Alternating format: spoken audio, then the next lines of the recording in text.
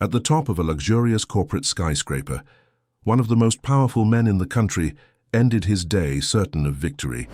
But his 7-year-old daughter, with eyes far too serious for her age, appeared in the hallway with a revelation that would change everything.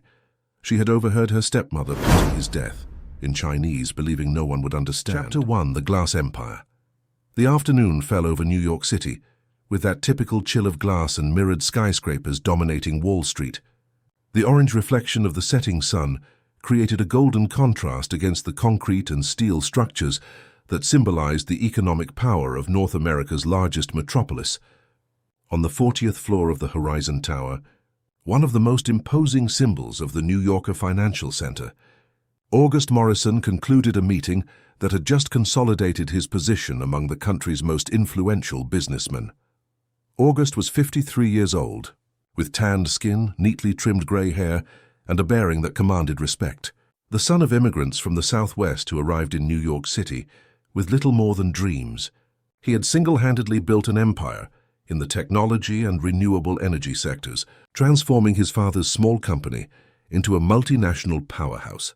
His penetrating gaze and firm voice left no doubt as to who held power in that room. "Gentlemen, with the signing of this contract, we have just surpassed the $5 billion mark in investments for the next quarter," August said, closing his Italian leather briefcase on the marble table. "Our solar energy projects in the Southwest will be the largest in North America." The executives around the table applauded discreetly, while assistants began collecting documents and laptops. The atmosphere was one of victory, but August maintained his characteristic composure. His serious expression rarely broke in public. "Roderick, prepare the press release. I want it out early tomorrow," August instructed his communications director, a talented young man who had rapidly climbed the corporate ladder under his tutelage. "Immediately." "Sir," Roderick replied, making quick notes on his tablet. As the room emptied, August remained for a moment, admiring the panoramic view of the city that stretched as far as the eye could see. New York City was his arena, the place where he had built his empire, where his influence extended through corridors of power few had access to. But all that power came with a price he knew well: the loneliness at the top and the constant paranoia of someone with much to lose. After a few minutes, he finally left the meeting room. In the wide, silent corridor, lined with thick carpet that muffled any footsteps, his security detail awaited him. They were discreet men wearing impeccable suits, with communicators in their ears and watchful eyes that continuously scanned the environment. "Mr. Morrison, your car is ready in the basement," informed Claude, August's head of personal security for almost 10 years. "Let's wait a few more minutes," August replied, consulting his platinum Rolex. "My daughter should be arriving with Mrs. Eleanor." Claude nodded and made a discreet gesture to the other security guards, who strategically positioned themselves in the corridor. August walked slowly towards the private waiting area, reserved only for top-tier executives. His steps were firm and decisive, like those of a man accustomed to having absolute control over everything around him. It wasn't long before the exclusive elevator opened, revealing a woman of about 60, with an elegant posture and serious expression, holding the hand of a 7-year-old girl dressed in the uniform of one of the city's most prestigious private schools. "Daddy!" Little Sophia smiled upon seeing her father, but she didn't run towards him as she normally would. There was something different in her expression, an unusual seriousness for a child her age. "Good afternoon, Mr. Morrison," Mrs. Eleanor greeted formally. She had been Sophia's nanny and tutor for years, a trusted lady who accompanied the girl in all her activities. "How was your day at school, Princess?" August asked, kneeling to be at his daughter's height, allowing himself a rare smile he reserved only for her. Sophia didn't answer immediately. Her dark eyes, identical to her father's, seemed burdened with a concern beyond her years. Mrs. Eleanor, sensing something strange, discreetly moved away to give them privacy, though she remained vigilant. "Sophia, is something wrong?" August asked, noticing his daughter's hesitation. The girl looked around as if checking if anyone was listening, and then finally spoke. "Daddy, can I talk to you?" "Alone, it's important." August frowned, surprised by the adult tone Sophia employed. He nodded to Mrs. Eleanor, who understood the message and moved even further away. going to talk to Claude about security details. What is it, Sophia? You seem worried. August led his daughter to a more secluded corner of the waiting room, where two leather sofas created a small private space. Sophia took a deep breath, as if gathering courage. Her small fingers squeezed the hem of her school uniform jacket. It's about Letitia. Daddy, she said, referring to her stepmother, whom August had married just over a year ago, after becoming a widower. Letitia Vance. Now Letitia Morrison was a stunning 34-year-old woman, a former international model whom August had met during a business trip to Paris. The wedding had been quick and discreet, to the surprise of New York City society and the press, which did not forgive the age difference between them. For many, Letitia was just another woman interested in the businessman's fortune, but August, normally so cautious in his business dealings, seemed blind when it came to her. What about Letitia? August asked, his expression hardening slightly. Relations between Sophia and her stepmother were tense, and he often found himself in the role of mediator. Sophia hesitated, biting her lower lip. She's planning something bad, Dad, against you.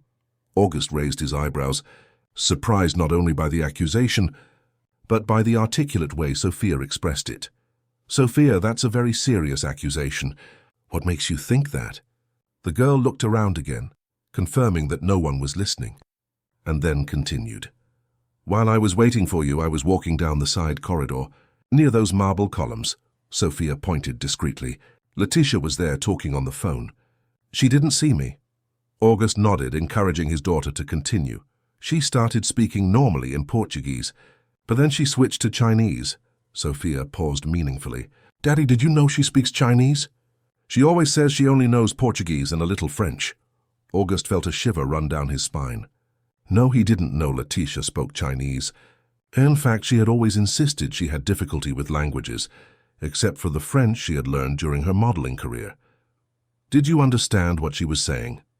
He asked, keeping his voice calm, although his mind was already starting to work at high speed, connecting information. Sophia nodded gravely. Grandma Cecilia taught me Chinese, remember? Sophia mentioned her maternal grandmother, her deceased mother's mother, a university professor of East Asian languages. I didn't understand everything, but I understood parts. Letitia was talking about an explosion, Daddy, about a spot on your car. She said it had to be quick before your trusted driver came back. August's blood ran cold in his veins. Could his daughter be confusing words, misinterpreting an innocent conversation? Perhaps. But Sophia was extraordinarily intelligent for her age, fluent in 3 languages, thanks to the intensive studies her maternal grandmother supervised. And why would Letitia hide that she spoke Chinese? Sophia, this is very serious. Are you sure of what you heard? August held his daughter's small hands in his, feeling them tremble slightly.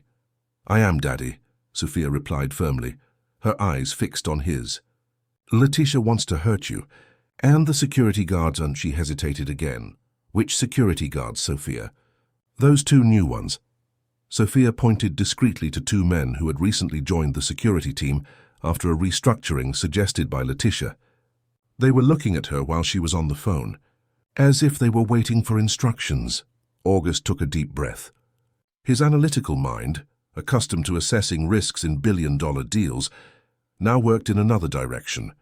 Was it possible? Letitia, the woman with whom he shared his bed, his home, part of his life, was she planning to eliminate him? And why? The obvious answer was money. His will, redone after the marriage, left a considerable portion of his fortune to her. But there was more. August led sensitive negotiations with the government for the implementation of renewable energy technologies that would replace imports of Chinese equipment. The contract he had just signed was the biggest blow against Beijing's interest in the North American energy sector. Could Letitia be part of something bigger? Sophia, I want you to stay with Mrs. Eleanor. Don't leave her side, understood? August spoke seriously. The girl nodded but didn't let go of her father's jacket. And you, Daddy? Will you be okay? August smiled, touched by his daughter's concern. I will, Princess. Thanks to you. He kissed Sophia's forehead. Now go with Mrs. Eleanor, and don't mention any of this to anyone, not even to her. Our secret, okay? Sophia nodded again, reluctant to leave her father, but obedient as always. August gestured to Mrs. Eleanor, who approached. Mrs. Eleanor, please take Sophia to the ground floor cafeteria. Get her a hot chocolate. I'll be back in a few minutes. Yes, sir. Shall we go, Sophia? The lady extended her hand to the girl, who cast one last worried glance at her father before following her nanny to the elevator. As soon as the elevator doors closed, August turned his attention back to the corridor. His gaze met Claude, the head of security who had been with him for a decade. If there was anyone he fully trusted, it was him. With a discreet gesture, he called him for a private conversation. Claude, I want you to check my car now, personally, and don't tell anyone. The security guard frowned, surprised by the unusual request. Is there a problem, sir? I hope not, August replied seriously. But check everything. Engine, chassis, especially the electrical systems, and then inform me, discreetly. Claude nodded, his professional expression revealing no emotion beyond dedication to his work. He quickly moved away, heading to the service elevator that led to the underground parking garage. August remained in the waiting area, his mind working quickly. If what Sophia had heard was true, his life was in imminent danger. And not just his, but possibly his daughter's as well. He needed to act cautiously. A false move could precipitate the worst. It was at that moment that the main elevator doors opened again, and Letitia emerged, stunning as always. She wore an elegant navy blue silk ensemble, impeccably styled black hair, perfect makeup enhancing her delicate features. Her high heels echoed on the marble floor as she approached her husband with a radiant smile. Darling, what a surprise to find you still here. She leaned in to kiss his cheek, a gesture August allowed, maintaining a neutral expression. I thought you'd be on your way home by now. Some unforeseen issues came up, August replied, studying every micro-expression on his wife's face. What are you doing here, Letitia? You didn't tell me you had commitments this afternoon. Letitia's smile wavered for a fraction of a second, almost imperceptible to anyone but not to August, who had spent years reading people during crucial negotiations. I did, but I finished early and thought I'd surprise you. She intertwined her arm with his. I thought we could have dinner together at the pergola. It's been a while since we had a night just for us. August noticed that as she spoke, Letitia's eyes scanned the lobby, as if searching for someone. Is Sophia with you? She asked, her tone too casual. She's in the cafeteria with Mrs. Eleanor, he replied, carefully observing her reaction. Why, no reason, Letitia shrugged. I just thought she'd be here by now. So what do you say about dinner? Chapter 2, Signs of Danger. August studied his wife's face for a brief moment before replying. His years of tough negotiations had trained him to detect the most subtle changes in his interlocutor's body language. Unfortunately, they'll have to cancel any plans for tonight, Letitia. He maintained a neutral tone. The meeting with the Chinese investors was more complex than I expected. I need to review some documents at home. A shadow of irritation crossed Letitia's eyes, but it was quickly replaced by a comprehending smile. Work first, as always. She sighed theatrically. Don't worry, darling. I understand perfectly. As they talked, August noticed the two security guards Sophia had mentioned positioning themselves strategically near the elevator leading to the parking garage. They were men who had joined his security team only 3 months ago, after a specialized recommendation from Letitia, who had insisted his security needed to be reinforced. Richard and Paul seem especially attentive today, August commented casually, observing his wife's reaction to the mention of the security guards' names. Letitia glanced briefly in the men's direction and shrugged. They're just doing their job. I imagine. She adjusted the strap of her Hermes bag. By the way, where's your driver? Usually Julian would be here by now waiting. I gave him the afternoon off, August lied. In fact, Julian, his driver and trusted man for over 15 years, had been sent to pick up important documents from another office earlier that day, at Letitia's request. A request that now sounded like an obvious attempt to get him away. Claude will drive me today. At that moment, August's cell phone vibrated discreetly in his jacket pocket. He took it out and saw a message from Claude. Need to talk urgently, alone. Excuse me, darling. I need to take an important call. August stepped a few paces away, turning his back to Letitia, pretending to answer a call. Hello? Yes, I'm listening. While maintaining the phone call charade, August observed Leticia's reflection in the glass panels lining the wall. She had pulled out her own cell phone and was quickly typing a message, her face tense and concentrated. She then cast a meaningful glance at Richard and Paul, who responded with an almost imperceptible nod. August's act lasted only a few seconds. As he ended the call, he saw Claude returning via the service elevator. His normally impassive face was pale, and his eyes conveyed a clear message. Something very serious had been discovered. "Is everything all right, darling?" Letitia asked, approaching August again. "Just a snag with the Miami branch," he replied casually, putting his cell phone back in his pocket. "Nothing that can't wait until tomorrow." It was at that moment that the main elevator doors opened again, and Mrs. Eleanor appeared with Sophia. The girl, seeing her father talking to Letitia, visibly hesitated before approaching. "Sophia, come give your stepmother a hug," Letitia called, opening her arms in a gesture that seemed genuinely affectionate. Sophia glanced at her father, as if asking for guidance. August nodded slightly, and the girl walked to Letitia, allowing herself to be hugged, though her body remained visibly tense. "How was your day at school, dear?" Letitia asked, adjusting a lock of her stepdaughter's hair with a smile. "It was good," Sophia replied laconically, pulling away as soon as the hug ended to stand beside her father. "We had Mandarin class today." August noticed the slight stiffening in Letitia's shoulders upon hearing the mention of the Chinese language. It was a minimal, almost imperceptible reaction, but for him, who was attentive to every detail, it was an additional confirmation of Sophia's suspicions. "Mandarin?" Letitia forced a smile. "How interesting. It must be a fascinating language." "It is," Sophia replied, her eyes fixed on her stepmother's. "Grandma Cecilia says it's important to learn languages that will be useful in the future, and that understanding what others say when they think you don't understand can save your life one day." A tense silence fell after the girl's words. August placed his hand on Sophia's shoulder, her gesture of both protection and warning, not to reveal more than she already had. "Your grandmother always had a peculiar view of the world," Letitia commented with a slight tone of disdain. "But I suppose she's right about the importance of languages." Claude discreetly approached the group, positioning himself beside August. "Mr. Morrison, could I have a word?" "It's about that matter you asked me to check." "Certainly." August turned to Letitia and Sophia. "Would you two excuse me for a moment?" Letitia nodded, though her eyes followed August and Claude intensely as they moved away to a more secluded corner of the lobby. Sophia also watched them, her expression too serious for a child her age. "What did you find, Claude?" August asked in a low voice, as soon as they were at a safe distance. The head of security hesitated, checking that no one could hear them before replying, "Sir, there was a device connected to the car's electrical system, hidden under the dashboard."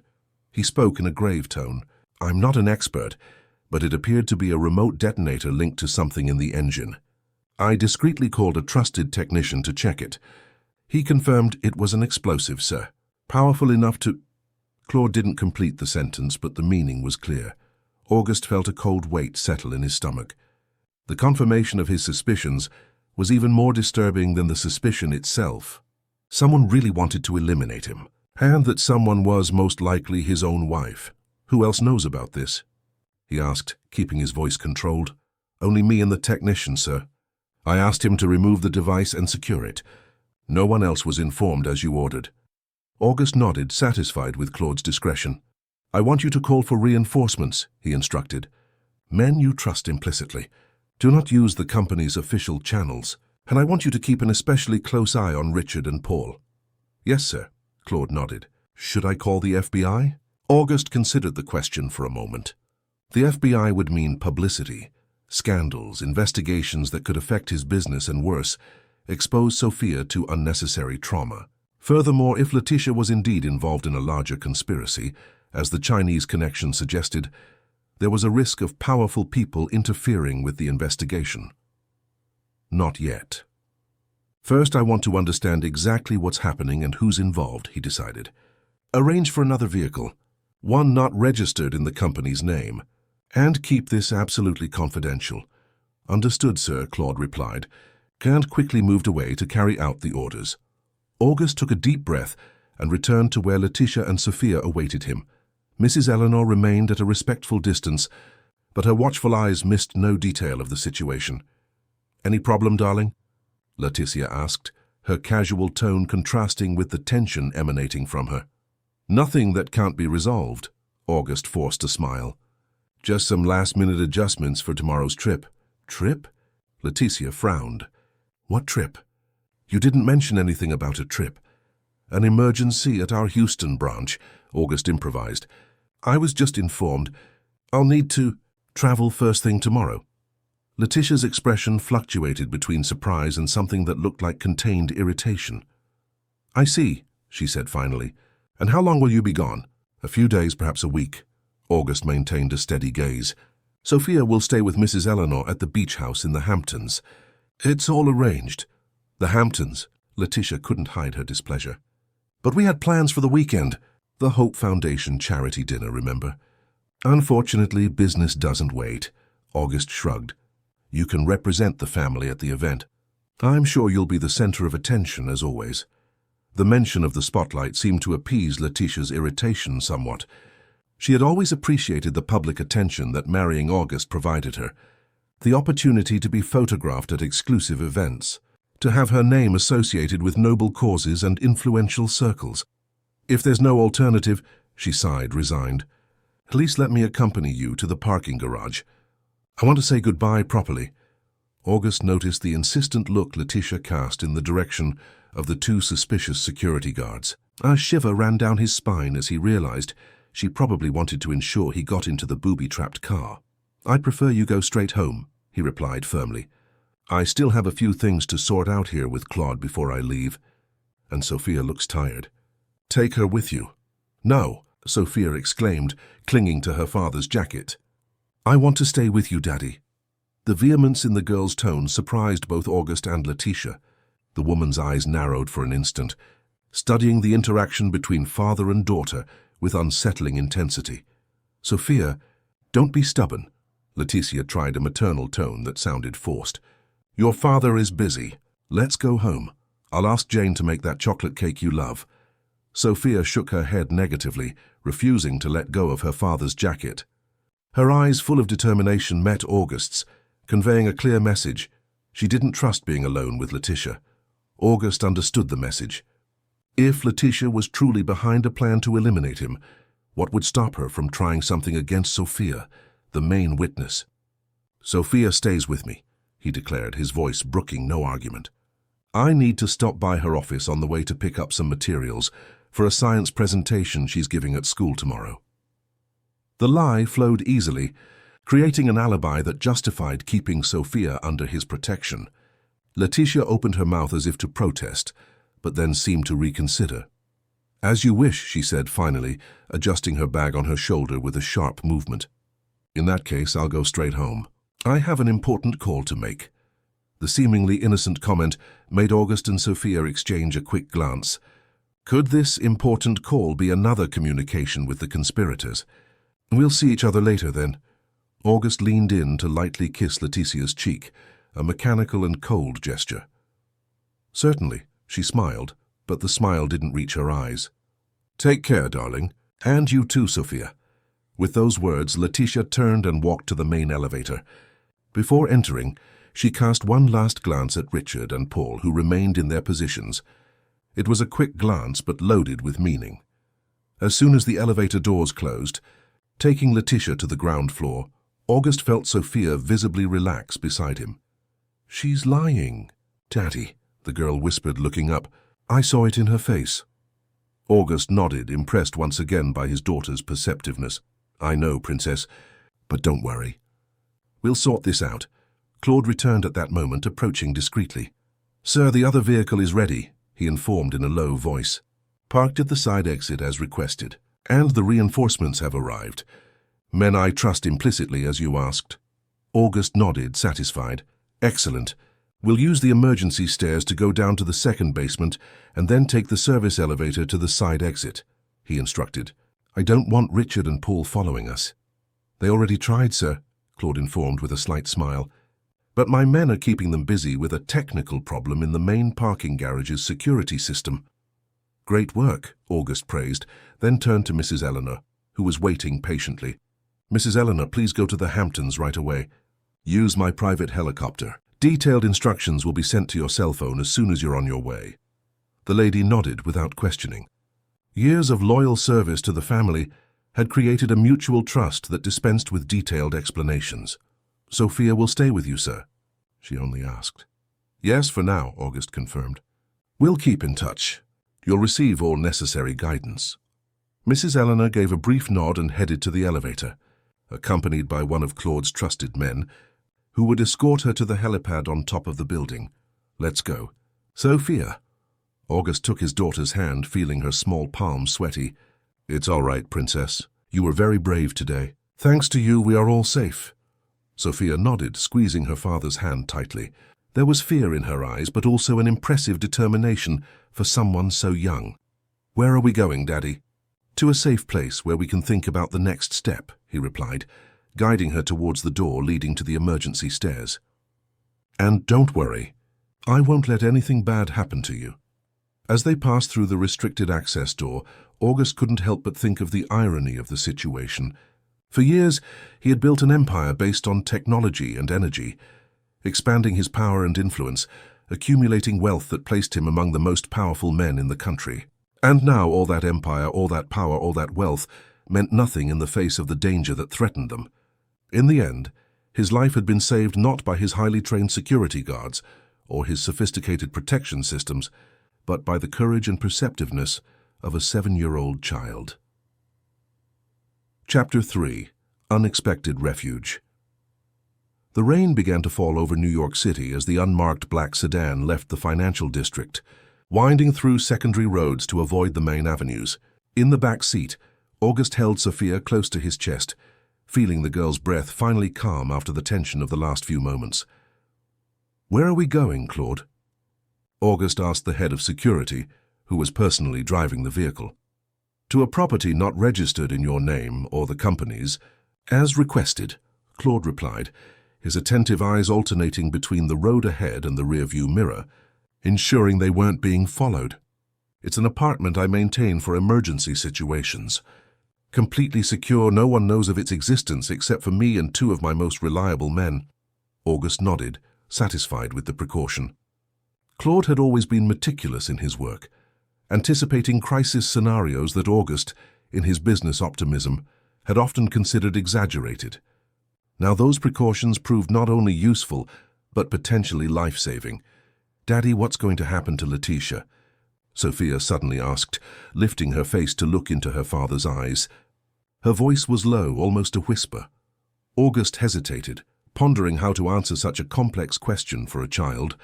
But Sophia was no ordinary child, and the extraordinary situation they found themselves in demanded honesty. I don't know yet, Princess. First, we need to understand exactly what's happening. He stroked his daughter's hair, but I promise we'll sort this out. The important thing now is that we're safe thanks to you. Sophia nodded, seemingly accepting the answer. Her small fingers played distractedly with her father's jacket button, a habit she had since she was a baby when anxious. How did you learn to speak Chinese so well, Sophia? August asked, trying to distract his daughter's mind from the disturbing events. A small smile lit up the girl's face. Grandma Cecilia says I have perfect pitch for languages, she replied with a touch of pride. I started studying with her when I was 4. At first it was just for fun, but then... Sophia paused as if carefully choosing her words. After Mom left, Grandma said I needed to be strong and intelligent. That knowledge was power, and that I should never depend on anyone. August felt a pang of sadness. Cecilia Oliver, his former mother-in-law, had never overcome the loss of her daughter in a plane crash 3 years ago. A brilliant and rigorous university professor, she had channeled her grief into her granddaughter's education, transforming Sophia into an exceptionally talented child, but also burdening her with responsibilities and worries beyond her age. Your grandmother is right about knowledge, August agreed softly. But you also need to be a child, Sophia. To play, to have fun, to have friends your age. I have friends, Dad, Sophia protested weakly, but they don't understand things like I do.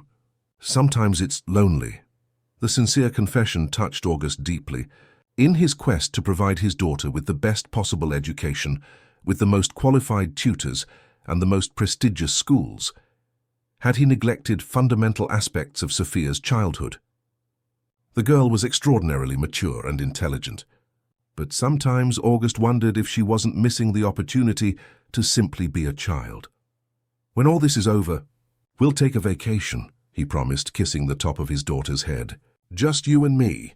We can go wherever you want. Maybe that beach in California you've always wanted to see. What's it called again?" "Laguna Beach," Sophia replied, her eyes shining. "At the prospect. Grandma showed me pictures. She said it's one of the most beautiful places in the United States, with sandy dunes and blue lagoons." "Then Laguna Beach it will be," August smiled, pleased to see some joy return to his daughter's face. The car slowed, entering a middle-class residential neighborhood on the west side of New York City, far from the ostentatious luxury of the environments August frequented. Claude maneuvered the vehicle into the underground garage of a discreet building with no visible doorman or cameras. "We've arrived, sir," he announced, turning off the engine. "The apartment is on the 4th floor.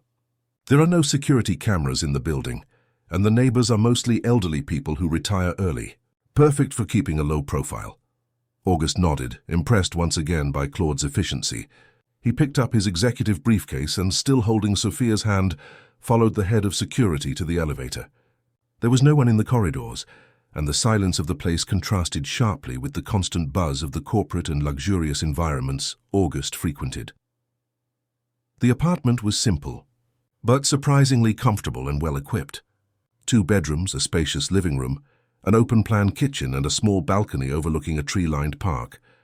The decor was minimalist but functional, creating a welcoming environment without ostentatious luxury that might attract attention. "There's food in the fridge, clothes in the master bedroom closet, and a complete first aid kit in the bathroom," Claude explained, making a sweeping gesture.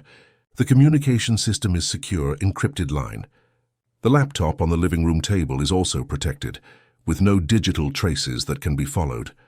And there's a built-in safe in the master bedroom wall, behind the painting, with alternative documents, some cash and a weapon if necessary."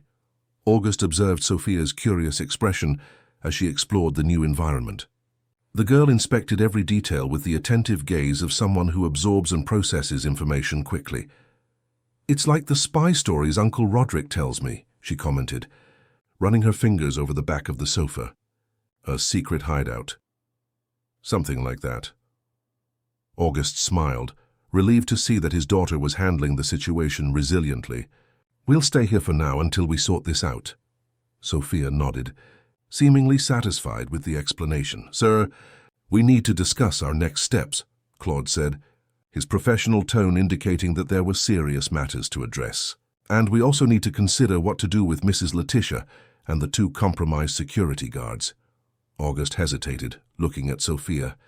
Even with all his daughter's maturity, there were limits to what a 7-year-old should hear. "Sophia, why don't you go explore the bedroom?" he suggested gently. "See if you find anything interesting to read or a game. I need to talk to Claude about adult matters." The girl seemed about to protest, but then nodded, recognizing the seriousness in her father's voice. She walked down the corridor leading to the bedrooms, but before disappearing, she turned. "Dad, don't trust anyone besides Claude and Uncle Roderick," she said with surprising gravity. "Letitia might have more people working with her." August felt a shiver run down his spine. Sophia's keen perception sometimes frightened him.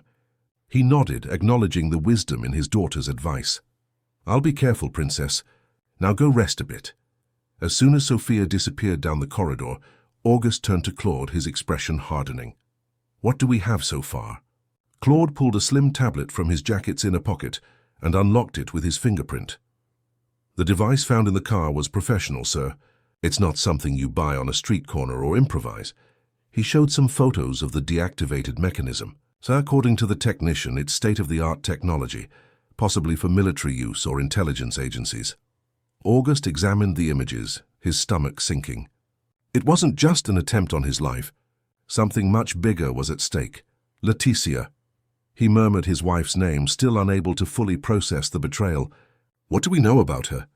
"Her real past?" Claude hesitated, a wrinkle of concern forming on his forehead. When you met her, we did a routine check as standard procedure for anyone who approaches you, he explained. She passed all checks. Clean record, verified modeling career, consistent references. But August encouraged, realizing there was more. But now, reviewing everything more carefully, Claude swiped his finger across the screen, opening another file. There are inconsistencies. Prolonged vacation periods in her modeling career that don't match any travel records. Professional contacts that, when checked further, appear to be fronts. And most interestingly, she seems to have appeared out of nowhere about 10 years ago.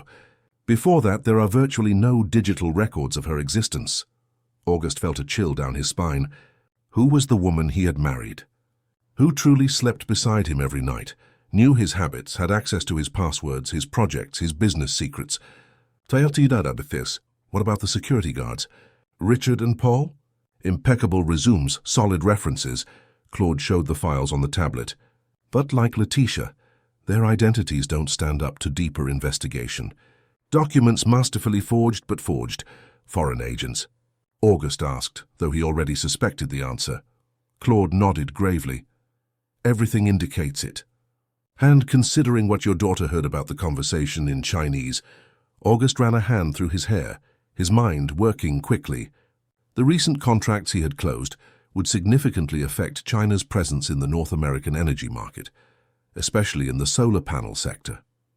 His company had developed a national technology that made imported equipment from China obsolete, drastically reducing the American dependence on that market. This is bigger than we imagined. Claude, he concluded, getting up and walking to the window. Through the slightly open curtains, he observed the illuminated city, feeling strangely vulnerable. It's not just a case of industrial espionage or corporate sabotage. It's more geopolitical, Claude completed. You've become a target, not just for what you have, but for what you represent. Your company is changing the energy game in North America, reducing the influence of foreign powers in the region. August nodded, absorbing the magnitude of the situation. He had always known his projects were ambitious and potentially disruptive to the global market. But he had never imagined they could make him the target of an international operation of this scale. And Letitia? He asked, his voice betraying a mixture of anger and sadness. She is what? An agent sent to get close to me? Everything indicates it, sir, Claude replied with regret, knowing how painful that revelation must be for his boss. A long-term operation. She was probably planted years ago, waiting for the right opportunity to approach you. And I fell for it like an idiot, August murmured, feeling deceived and betrayed on a level he had never imagined possible. After Marianne passed away, I was vulnerable, lonely. Letitia appeared at the perfect moment, didn't she? Almost as if she knew exactly when and how to approach. Claude didn't respond, but his silence was eloquent. Both knew August had hit the nail on the head. His emotional vulnerability after the loss of his wife had been exploited with surgical precision. What do we do now, sir? August took a deep breath, composing himself. The moment of self-pity had passed. It was time to act. First, we need to ensure Sophia's safety. She is our absolute priority, he decided. Then, we need to gather concrete evidence against Letitia and her accomplices. If we're going to denounce them, we need irrefutable proof. What about the authorities? Claude asked. Should we contact the FBI or the CIA? August considered the question carefully. The Central Intelligence Agency would be the appropriate body to deal with a foreign espionage situation on national soil. However, he could not ignore the risks of information leaks or worse, the possibility of infiltrators also within government agencies. Not yet, he finally decided. We need to know exactly who we're dealing with before involving any official institution. For now, let's keep this between us. Claude nodded, agreeing with his boss's caution.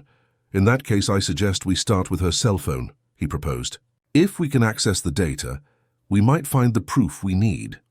I have the passwords to her devices, August revealed, or at least the ones she let me know. There are certainly others I don't know about. It's a start, Claude observed. We can also access the mansion's security cameras remotely, see who she's communicating with, who's visiting the house. August was about to reply when his cell phone vibrated. It was a message from Roderick, his communications director and longtime personal friend, someone he trusted completely. Urgent. Letitia was here looking for you. She's furious. Said you cancelled an important meeting with Chinese investors. Something about a Mr. Wang who came especially from Shanghai to see you. She wanted to know where you are. I didn't say anything, obviously. What's going on? August showed the message to Claude, who frowned. Chinese investors? You didn't have any meeting scheduled with Chinese officials. Exactly, August confirmed. And I don't know any Mr. Wang. This must be part of their plan. At that moment, Sophia appeared at the corridor door, holding a book she had found on the bedroom shelf. Dad, can I ask something? She asked timidly. Of course, Princess. August forced a smile, trying not to convey his concern. The girl approached, her steps hesitant. What's going to happen to our house? To my things? My books? She asked, her small voice revealing the fear she tried to hide. Will we ever go back there? The question hit August like a punch to the stomach. In the rush to ensure immediate safety, he hadn't considered the long-term implications. Sophia was worried about losing her home, her security, the stability she knew. For a child who had already lost her mother, the prospect of also losing her home was terrifying.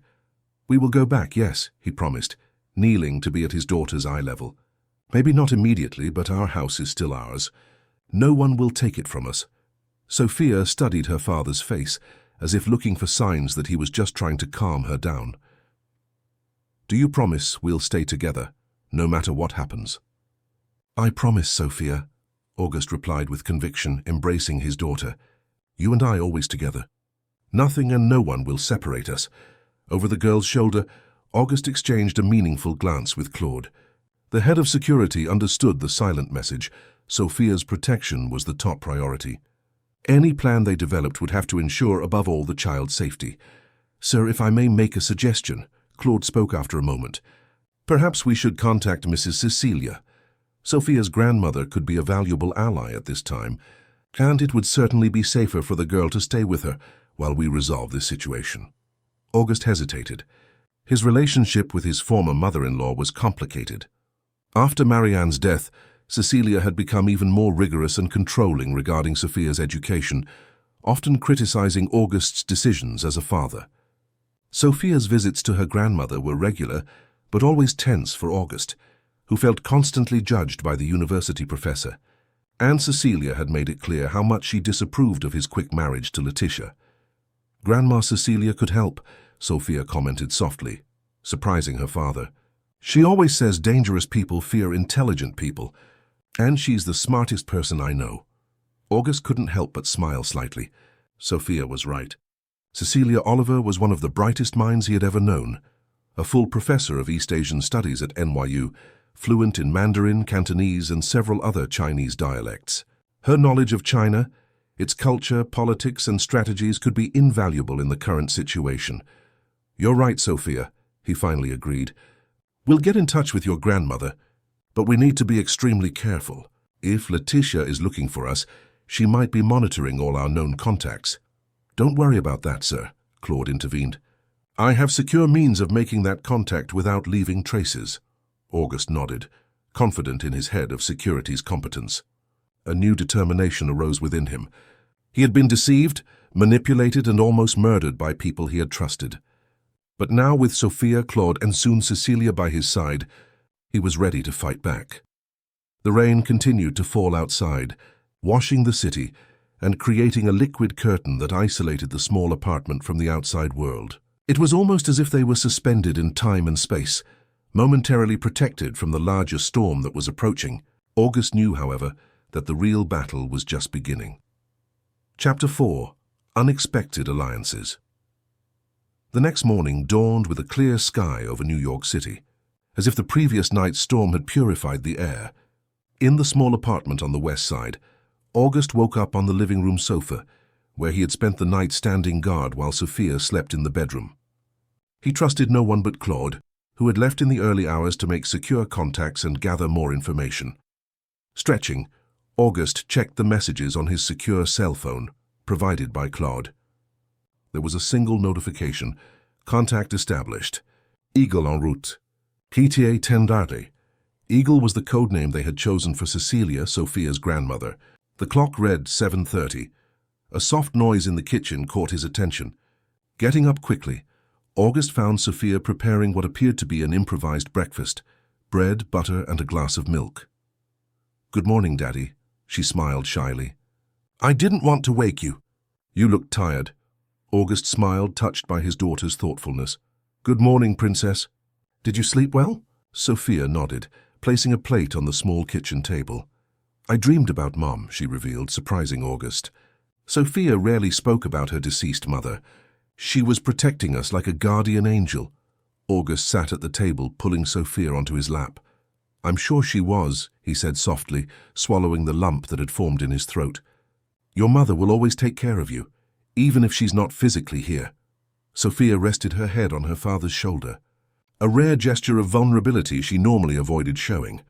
"Daddy, will Grandma Cecilia help us?" "Yes, she's on her way," August confirmed. "She should arrive in a few hours." The girl's face lit up at the news. "That's good. Grandma Cecilia always knows what to do in difficult situations." August couldn't help but notice a hint of admiration in his daughter's voice that he rarely perceived when Sophia spoke of him. Was he such an absent father, always busy with meetings and business, that his own daughter saw him as a distant figure compared to her grandmother? The thought stung, but this was not the time for self-criticism. They had more urgent matters to resolve. "Sophia, I need you to tell me exactly everything you heard from Letitia's conversation yesterday." "Every word, every detail?" he asked gently. "I know it might be hard to remember, but it's very important." Sophia straightened up on her father's lap, assuming an almost academic posture that strongly resembled her grandmother. She was speaking in Mandarin, but with a strange accent.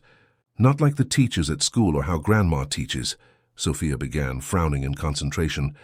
First, she talked about a device that was ready in the car, that only needed to be activated when you were alone. Then she mentioned it was crucial to act before Julian came back, because he always inspects the vehicle. August nodded. Julian, his personal driver for over 15 years, was meticulous about vehicle safety, personally checking everything before any trip. This explained why Letitia had insisted he go pick up documents from another office that afternoon.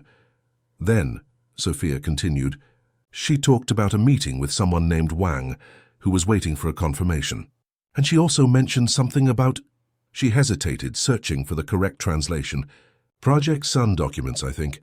She said they would be in the safe in your home office." August felt a shiver run down his spine. Project Sun was the internal code name for his new photovoltaic cell technology, an innovation that would revolutionize the country's solar energy market. Only a very restricted circle of people knew this name, and the complete documents were indeed kept in the safe in his home office. "Are you sure she mentioned Project Sun, Sophia?" The girl nodded with conviction. "Absolutely. Dad, I remember because I thought it was strange for her to talk about the sun on a rainy day like yesterday." August took a deep breath, processing the information. It wasn't just an attempt on his life. It was a coordinated operation of industrial espionage and, possibly, economic sabotage. "Anything else you remember?" Sophia frowned, trying hard to recall. "Yes, something about an extraction. She said if Plan A failed, there would be an emergency extraction at 6 a.m. today." August checked his watch. 7:45. If what Sophia had heard was correct, Letitia had probably already discovered her plan had failed and activated her contingency plan, whatever it was. The sound of an incoming message on his cell phone interrupted his thoughts. It was Claude. Urgent. "Turn on the news." August grabbed the remote control for the small television in the living room and tuned into a news channel. The headline made his blood run cold. "Businessman August Morrison missing, wife files police report." The image showed Letitia, with red eyes and an expression of deep concern, leaving a police precinct escorted by lawyers. In the background, reporters jostled, trying to get statements. Letitia Morrison, wife of businessman August Morrison, filed a police report early this morning, claiming the disappearance of her husband and his 7-year-old daughter, Sophia. According to her, the businessman did not return home after a business meeting yesterday afternoon. "I am desperate. I fear for my husband's and my stepdaughter's lives," she told the press. "The civil police have initiated investigations and are not ruling out any hypothesis, including kidnapping." "She's a very good actress," Sophia commented, surprising August with her perceptiveness. Before he could reply, the news continued. Morrison's disappearance occurs at a crucial moment for his company, Morrison Energy and Technology, which had just signed a billion-dollar contract with the federal government for the implementation of national solar energy technology, significantly reducing dependence on Chinese imports in the sector. August turned off the television, his mind racing. Leticia was playing offense, creating a public narrative that cast her as a victim and worried wife, while potentially diverting attention from her involvement in the attempt on his life. "She's clever," he murmured, more to himself than to Sophia. "Very clever." The apartment's intercom rang, startling father and daughter. August gestured for Sophia to remain silent as he cautiously approached the device. "Yes?" "Delivery for apartment 402, flowers," a male voice replied. August frowned. No one but Claude knew they were there. "There must be a mistake. I didn't order flowers." "They're white orchids," the voice insisted. "From Cecilia. For your granddaughter." August felt relief flood his body. It was the code agreed upon with Claude to identify Cecilia's arrival. White orchids were Marianne, Sophia's mother's, favorite flowers. "You can come up," he authorized, unlocking the building's gate. Sophia, who had been watching intently, broke into a radiant smile. "Grandma Cecilia is here," she exclaimed, running to the door. "Wait, Sophia." August gently held her back. "Let's confirm first." A few minutes later, they heard knocks on the door. August checked through the peephole. An elegant woman of medium height, grey hair neatly tied in a bun, wearing discreet framed glasses and a dark grey blazer and pants set. Beside her, Claude stood guard. August opened the door, and Sophia immediately ran into her grandmother's arms, who received her with a look of relief rarely seen on her usually austere face. "My little sage," Cecilia murmured in Mandarin, hugging her granddaughter tightly. "Thank heavens you're well." August watched the reunion with a mixture of emotions. Cecilia Oliver had never hidden her displeasure with the way he raised Sophia after Marianne's death. Discussions about boarding schools, tutors, and educational methods were frequent and heated. However, at that moment, seeing the genuine love between grandmother and granddaughter, August felt only gratitude for his former mother-in-law's presence, Cecilia. He greeted her formally when she finally looked up at him. "Thank you for coming." The woman in her 60s studied him critically, as if assessing a student's condition after a particularly difficult exam. "You look exhausted, August," she commented directly, "and rightly so. Being betrayed by someone you trusted is one of the most destabilizing experiences we can face." There was a hint of "I told you so" in her tone that August chose to ignore. Cecilia had never hidden her disapproval when he announced his sudden marriage to Leticia, just a year after Marianne's death. "Too convenient," she had commented at the time, "and foreign model appearing in your life just when you're most vulnerable, and your company starts to bother international interests." "Come in, please." August stepped aside, allowing Cecilia and Claude to enter the apartment. "We have a lot to discuss." After the initial introductions, everyone gathered in the living room. Sophia sat beside her grandmother, while Claude remained standing near the window, discreetly monitoring the street below. "I saw the news." Cecilia went straight to the point, as was her custom. "Your wife certainly knows how to build a convincing narrative. Half of New York City must already be looking for you, the poor kidnapped businessman. Her plan is brilliant in its simplicity," August acknowledged bitterly. "If I appear, I'll have to explain why I disappeared with Sophia without telling anyone. If I don't appear, the search intensifies, and my chances of investigating her connections and gathering evidence against her drastically decrease." Cecilia nodded, adjusting her reading glasses. "We need more information about who Leticia really is and who she works for," she declared, pulling an ultra-thin laptop from her bag. "Fortunately, I have some contacts who can help." August and Claude exchanged surprised glances. "What kind of contacts?" August asked, intrigued. An enigmatic smile appeared on the academic's face. "Let's just say, when you study Chinese culture and politics for 40 years, you meet interesting people," she typed quickly, accessing a secure connection. "Besides, you're not the only one who noticed suspicious patterns in the approach of certain foreign interests in strategic American sectors." Sophia watched her grandmother with evident admiration, her eyes shining with excitement. For her, it was like seeing one of her mystery books come to life. "Grandma, are you like a secret agent?" she asked in Mandarin, making Cecilia smile. "No, dear. Just a very curious professor with friends in the right places," she replied in the same language, before turning to August. "We need more detailed information about Project Sun. What exactly makes your technology so valuable that it makes you a target?" August hesitated, decades of commercial secrecy making him instinctively reluctant to share details about his latest innovation. But if there was anyone he could trust at that moment, it was his deceased wife's mother, his daughter's grandmother. "It's a revolutionary hybrid perovskite photovoltaic cell," he explained, using technical terms that he knew Cecilia, with her vast interdisciplinary knowledge, would understand. "We've managed to increase efficiency to over 30% with a lower production cost than conventional cells. More importantly, we've developed a manufacturing method that uses only national materials and technology." "Eliminating dependence on Chinese components," Cecilia completed, immediately understanding the implication. "And with the government contract you signed yesterday, the United States would become not only self-sufficient in solar technology, but a potential competitor in the international market," August confirmed. "We could start exporting to other North American countries, creating a regional alternative to Chinese domination in the sector." Cecilia nodded, absorbing the information. "That explains the interest in eliminating you and obtaining the project details," she concluded.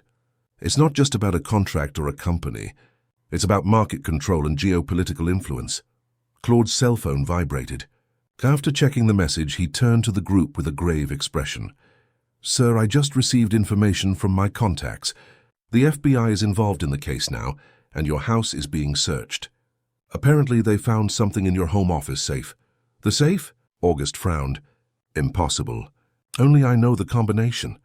"Actually," Sophia timidly interjected, "Letitia might know.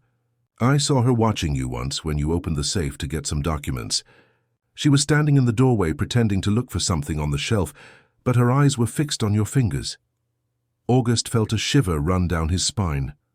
Once again, Sophia's keen observation revealed crucial details that had escaped even his perception.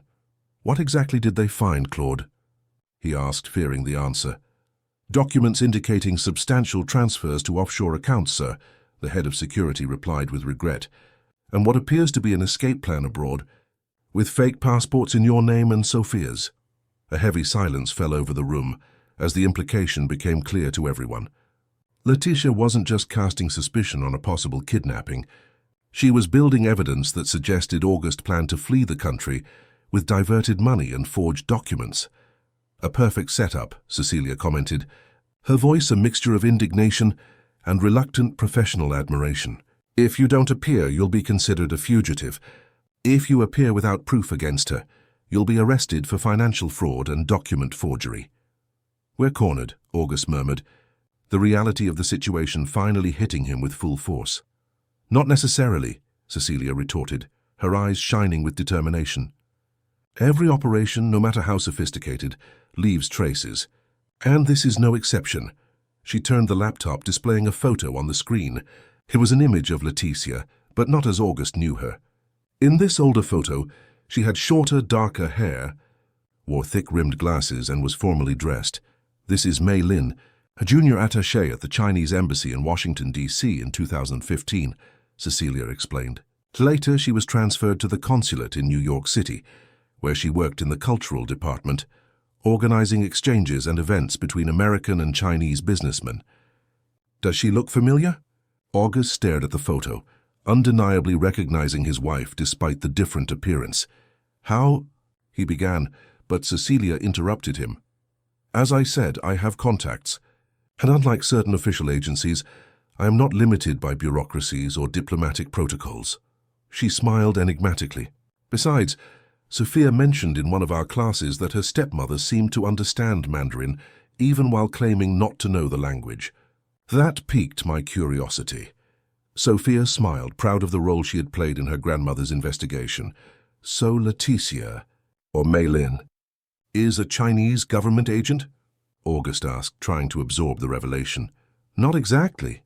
Cecilia adjusted her glasses. The Chinese government rarely sends official agents for operations of this type. They prefer to use what we call non-official agents, people with connections to the country, but without direct links to intelligence agencies, giving them plausible deniability if something goes wrong. Like an international model who frequents business circles, August completed, finally understanding the sophisticated game he had been a victim of. Precisely, Cecilia confirmed. Mei-Lin was probably recruited during her time at the embassy and trained to approach specific targets. You became one when your company began developing technologies that threatened Chinese economic interests in North America. What about the security guards, Richard and Paul? Claude asked, intrigued by the revelations. Probably part of the same network, Cecilia replied. Operatives strategically placed to assist in the main mission and ensure logistical support when needed. August got up and walked to the window, observing the city stretching beyond. The magnitude of the conspiracy left him stunned. Not only his personal life had been invaded and manipulated, but also years of his company's work, his dreams of transforming the United States into an independent technological power. How do we face this? He finally asked, turning to face those present. We are dealing with a sophisticated network, possibly with connections at high levels of government and the police. We have little concrete evidence, and now I am the prime suspect in crimes I didn't commit. Cecilia closed her laptop and stood up, naturally assuming the leadership posture that characterized her in her university classrooms. We need to be smarter than them, she declared firmly, and for that we'll need unexpected allies and a strategy they can't anticipate. What kind of allies? August asked, intrigued. An enigmatic smile appeared on Cecilia's lips. The kind who understand that some battles transcend personal rivalries when national interests are at stake. She picked up her phone. With your permission, I'm going to make a call that could completely change the course of this game. August nodded, realizing that, for the first time since the crisis began, he was no longer in charge.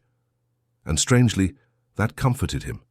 Cecilia Oliver, with her sharp intelligence and mysterious connections, represented new hope in a scenario that minutes before seemed irremediably bleak. Make the call, he authorized. I'm willing to do anything to protect Sophia and expose Letitia. Sophia, who had been watching the interaction between the adults intently, smiled discreetly, a glimmer of admiration in her eyes as she watched her grandmother take control of the situation. For the girl, whose perceptiveness had initiated all this revelation, the unfolding scenario was confirmation of something she had always known. Sometimes the true heroes are not those with the most power or wealth, but those whose intelligence and courage allow them to see the truth when everyone else is blind. Chapter 5: The Counterattack. The crystal chandelier reflected the golden light of dusk filtering through the large windows of the Alston mansion in the Upper East Side, one of New York City's most exclusive neighborhoods. Sitting in an Italian, leather armchair, Edward Alston, at 65, maintained the impeccable posture that had characterized him for decades as one of the country's most feared and respected businessmen. So, let me understand, Cecilia. He spoke, his calm tone contrasting with the tension in the room.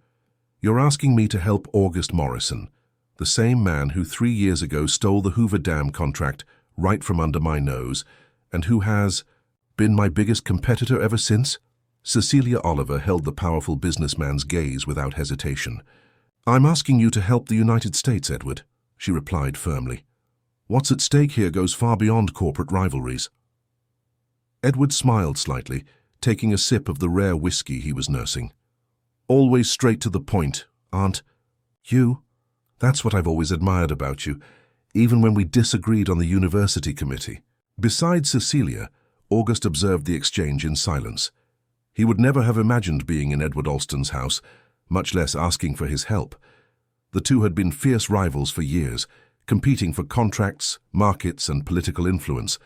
Yet here he was, following Cecilia's audacious plan. Sophia, sitting quietly between her father and grandmother, watched everything with her attentive and perceptive eyes. Claude remained standing near the door, beside Roger, Edward's equally efficient head of security. What Cecilia is proposing makes sense, Edward, a female voice interjected from across the room. Helen Alston, Edward's wife of 40 years and known behind the scenes as the true strategist behind her husband's empire, approached the group. She was an elegant woman, with perfectly styled white hair and a sharp gaze that seemed to analyze every detail. The technology developed by Morrison is not just a business, it's a matter of national sovereignty, she continued. If it falls into foreign hands, we all lose, including us. Edward exchanged a look with his wife, a silent communication that seemed to dispense with words. Helen is right as always, he conceded finally. Besides, I have to admit, I always found your wife too convenient, Morrison. An international model who appears out of nowhere and falls madly in love with the rising American businessman. It seemed like a soap opera script. August suppressed the irritation the remark caused him. He was not in a position to be offended, especially since Edward had only verbalized what many thought when he announced his sudden marriage to Letitia. "So you'll help us?" Cecilia asked, bringing the conversation back to the main topic. Edward intertwined his fingers, studying those present. "I will, but with some conditions," he finally declared. "First, when all this is over, I want a minority stake in your new solar technology, Morrison. Not to control it, but to ensure it remains in American hands." August took a deep breath. In any other circumstance, he would never consider yielding a stake in his most revolutionary technology to his biggest rival. But these were not normal circumstances.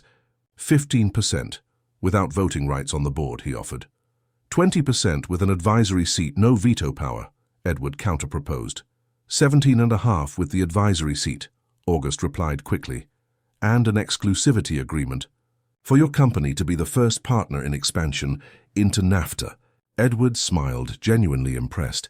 Even cornered, you don't lose your business acumen. 17.5% then.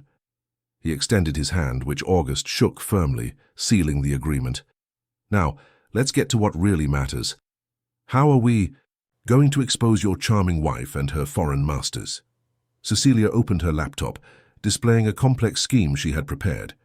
We need 3 elements to succeed, she explained, naturally assuming the role of strategist. First, irrefutable evidence that Letitia, or Mei Lin as she was known before, is a foreign agent involved in industrial espionage. Second, proof that the incriminating documents found in August's safe were planted. And third, a plan to present this evidence to the correct authorities, avoiding those who might be compromised. For the first item, I already have something, Edward interjected, gesturing to his assistant, George, who handed him a folder. My corporate security department keeps detailed files on all foreign consulate and embassy personnel who frequent American business environments, including photos and records of events where your Letitia appears as Mei Lin between 2015 and 2018. August examined the photos with growing indignation. There she was 3 years before he met her, at business events, always close to executives in the energy sector. And that's not all, Helen added, approaching to point to a specific photo. Notice who accompanies her at this reception at the Chinese embassy. August narrowed his eyes, recognizing with shock Richard and Paul, the 2 security guards who had recently been integrated into his team. They had been working together for years, he exclaimed, feeling even more foolish for having been manipulated so completely. Exactly, Helen confirmed. It's a complete operational cell, likely activated specifically to infiltrate your company when your solar project started gaining traction. Sophia, who had been silently observing until then, pointed to another figure in the photo. This man was at our house last month, she said, surprising the adults. Letitia introduced him as an art consultant who came to appraise the paintings for insurance. Cecilia examined the figure indicated by her granddaughter. Zhang Wei, cultural attaché at the consulate in New York City, she identified. In reality, I suspect he's the operations control officer. A 7-year-old noticing details that experienced adults missed, Edward commented with admiration, turning to Sophia. You have a brilliant future ahead of you, young lady. Sophia flushed slightly at the compliment, but maintained her composure, clearly more interested in the revelations than in the compliments. That takes care of the first element, Cecilia resumed. As for the second, we need to prove that the documents found in the safe were planted recently. The mansion's security cameras, August suggested. There should be records of Letitia accessing my office. They've probably already been tampered with, Claude interjected. If she's as meticulous as she seems, she must have thought of that. Not all the cameras, Sophia spoke again, her voice small but confident. Daddy, remember that secret camera you installed after Uncle Roderick was mugged? The one in the fake light switch? August looked at his daughter in surprise. He had indeed installed additional hidden cameras after an incident where his communications director was mugged at home, but he had never mentioned it to Sophia. How do you know about that? He asked, genuinely curious. Sophia bit her lip, looking slightly guilty. I saw the men installing them, when they were pretending to fix the lights, she confessed. And then I heard you explaining to Claude how it worked, that they recorded to a separate server outside the house. Once again, Sophia's incredible observational skills and memory left the adults astonished. She's right, Claude confirmed, a discreet smile appearing on his lips. The secondary system transmits to a cloud server with restricted access. Neither Letitia nor her accomplices would know about the existence of these cameras, let alone how to access the recordings. We need those images, Cecilia declared. If we're lucky, we'll catch Letitia planting the evidence in the safe. Edward gestured to his assistant, George. George, provide them with secure access right here. Our cybersecurity system is impenetrable. The assistant nodded, approaching with an ultra-secure laptop, which he offered to Claude. While the head of security worked to remotely access the recordings, Helen turned to Sophia with a gentle smile. While the adults handle these technical matters, perhaps you'd like to see our library. We have a collection of children's books in Mandarin that my grandson loves when he visits. Sophia looked at her father, silently asking for permission. August hesitated, reluctant to let his daughter out of his sight after all they had been through. Don't worry, August, Helen reassured him. My house is probably the safest place in New York City right now, with the possible exception of the governor's mansion. And I promise to stay with her the whole time. Cecilia nodded discreetly, indicating she trusted Helen's judgment. This was enough for August, who finally agreed with a nod. All right, Sophia. But stay close to Mrs. Helen, okay? Sophia nodded obediently and followed Helen out of the room, though her gaze revealed she would have preferred to stay and continue participating in the investigation. Your daughter is extraordinary, Edward commented, as soon as the two left. She has your determination and Cecilia's analytical intelligence. And her mother's intuition, August added softly, a brief moment of melancholy crossing his face as he remembered Marianne. I found it, Claude exclaimed suddenly, interrupting the moment. I have access to the hidden cameras. Everyone gathered around the laptop, where Claude quickly navigated through the recordings of the past few days. After a few minutes of searching, he found what they were looking for. Clear images of Letitia entering August's office at 2:37 a.m. the previous night, accompanied by Richard. The images, though in low light, were clear enough to show Letitia deftly opening the safe, removing some original documents, and replacing them with fake ones. We got her, August murmured, a mixture of anger and vindication in his voice. Caught red-handed. And there's more. Claude fast-forwarded the recording, showing Letitia talking on the phone while Richard stood guard. Activating the audio, they could clearly hear her conversation in Mandarin. The device in the car failed. He must have been warned. I suspect the child. She speaks Mandarin and is too smart for her own good. Implementing Plan B, documents planted. When the police find him, he'll be finished. We need to ensure Project Sun is recovered before extraction. Wang is waiting. This confirms everything, Cecilia declared, a glint of triumph in her eyes. Not just the assassination attempt, but the entire conspiracy. The third element of our plan remains, Edward reminded them. How do we get this evidence to the right authorities, avoiding the compromised ones? Cecilia smiled enigmatically. That's where your other guest comes in, Edward. The one you've kept discreetly waiting in the study. Edward raised his eyebrows, impressed by Cecilia's perceptiveness. Nothing escapes you, does it? He gestured to Roger, who briefly left the room, returning moments later, accompanied by a middle-aged man with a serious expression and military bearing. Colonel Barton. August recognized the newcomer with surprise.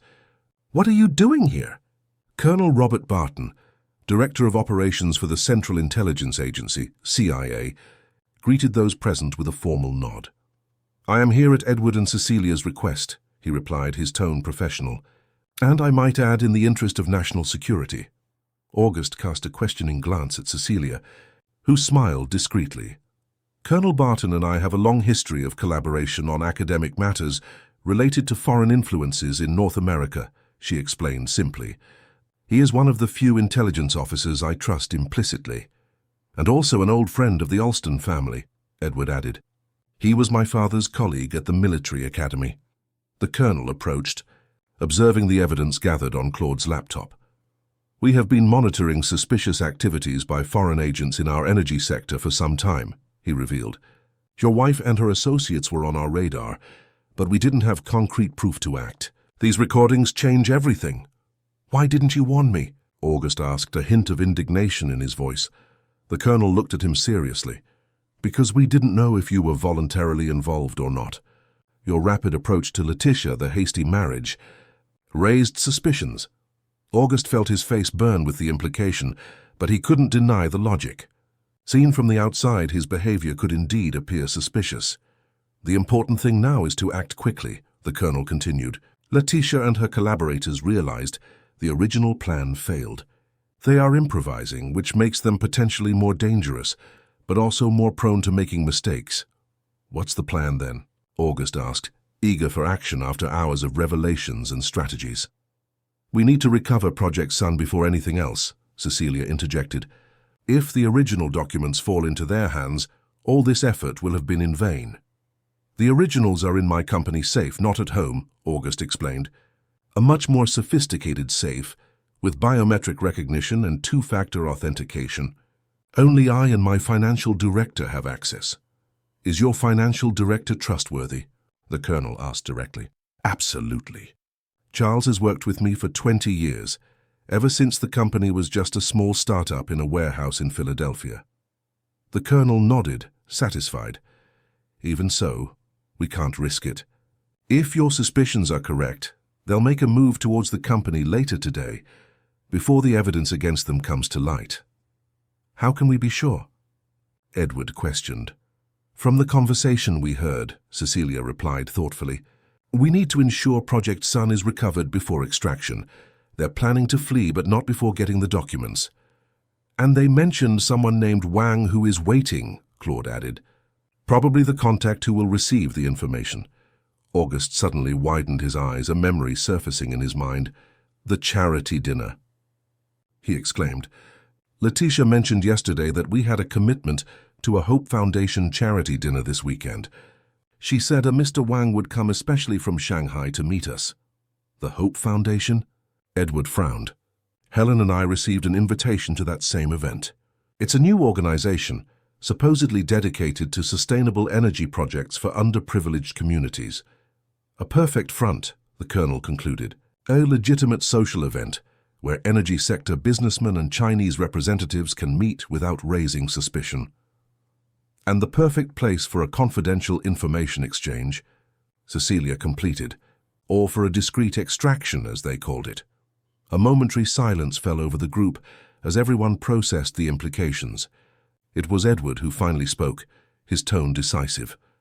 "Then we'll prepare a special reception for Mr. Wang and his friends." "What do you have in mind?" August asked, intrigued by the determined glint in his old rival's eyes. Edward smiled, a smile that had intimidated competitors for decades. "You will attend the dinner, Morrison, publicly, triumphantly, to the shock of your charming wife and her associates." "That's madness," Claude protested. "They already tried to eliminate him once. Putting him in public would be like serving him on a platter." "Not if he's adequately protected," the colonel interjected, "and not if we use the element of surprise to our advantage." "Exactly," Edward agreed. "They expect you to be in hiding, possibly trying to flee the country, cornered by the false evidence. The last place they would expect to see you is at a social event, behaving as if nothing happened." August began to understand the strategy. "A Trojan horse," he murmured. "I enter the event as if I know nothing, catching them off guard. Meanwhile," the colonel continued, "my team will be strategically positioned, ready to intervene at the right moment.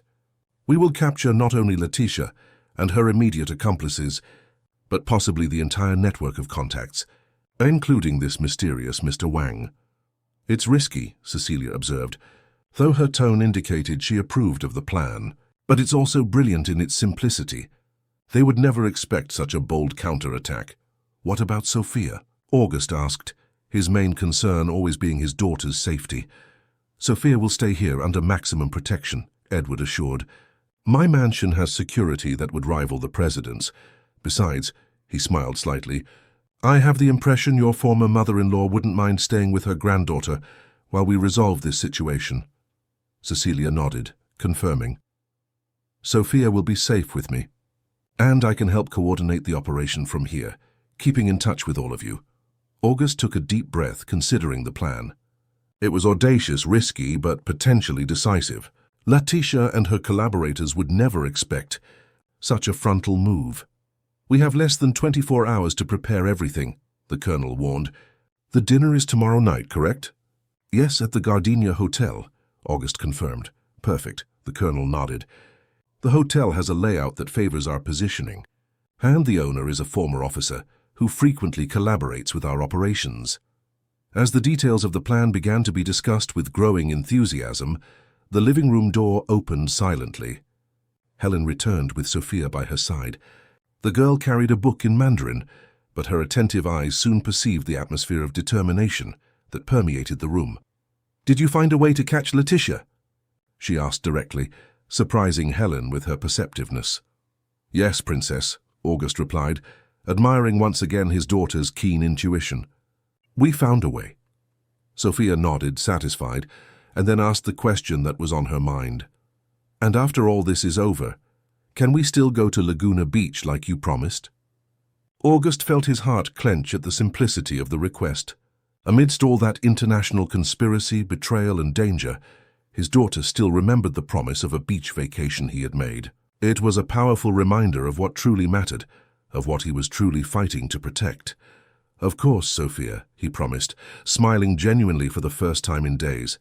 "As soon as we sort this out, it will be the best vacation of your life." Sophia smiled, satisfied with the promise, and approached the group, sitting beside her grandmother. Her small fingers found Cecilia's, intertwining in a silent gesture of trust and affection. "So what's the plan?" she asked with surprising seriousness for her age. The adults exchanged glances, impressed once again by the child's maturity. It was Cecilia who answered, treating her granddaughter not as a child who needed to be shielded from the truth, but as the valuable ally she had proven to be. "The plan, my dear, is to turn the tables, to turn their trap into our trap." Sophia nodded, absorbing the strategy with eyes bright with understanding. "Like in chess," she commented, "sacrificing a piece to capture the opponent's queen." "Exactly like in chess," the colonel agreed, clearly impressed. "And your father will be our knight, making that unexpected move that catches the opponent off guard."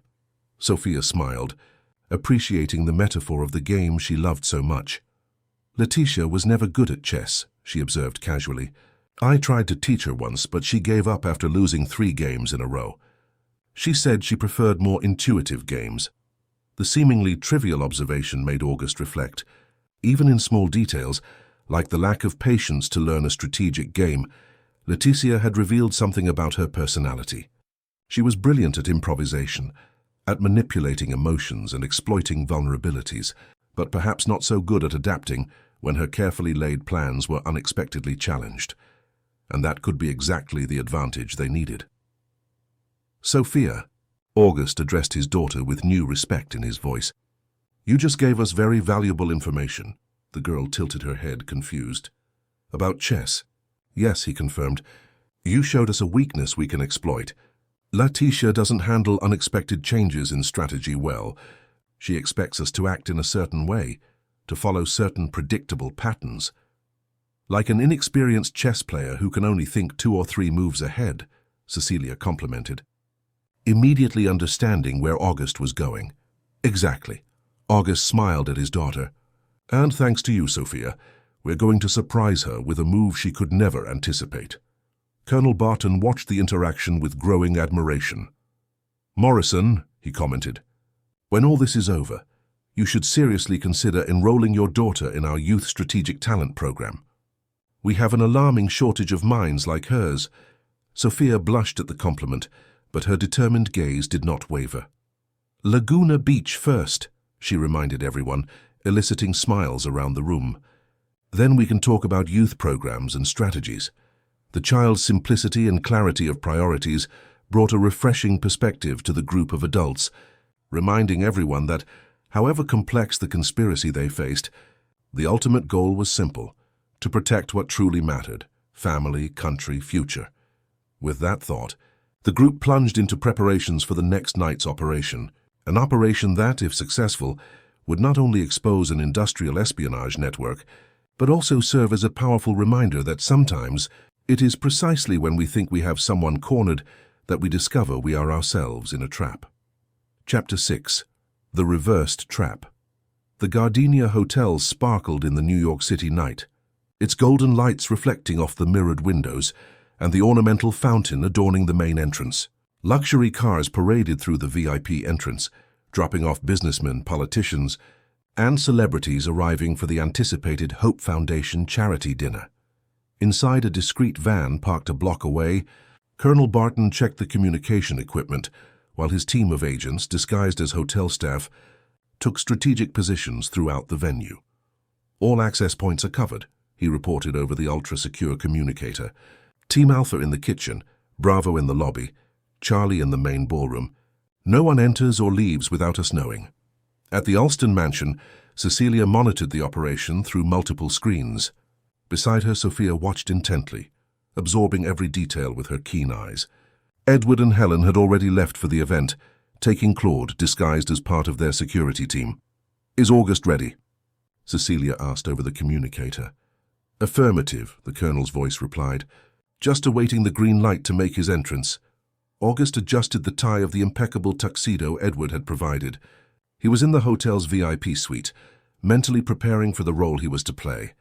It wouldn't be easy to face Letitia knowing of all the betrayal, but years of tough negotiations had trained him to maintain composure under extreme pressure. "Do we have visual confirmation of Letitia?"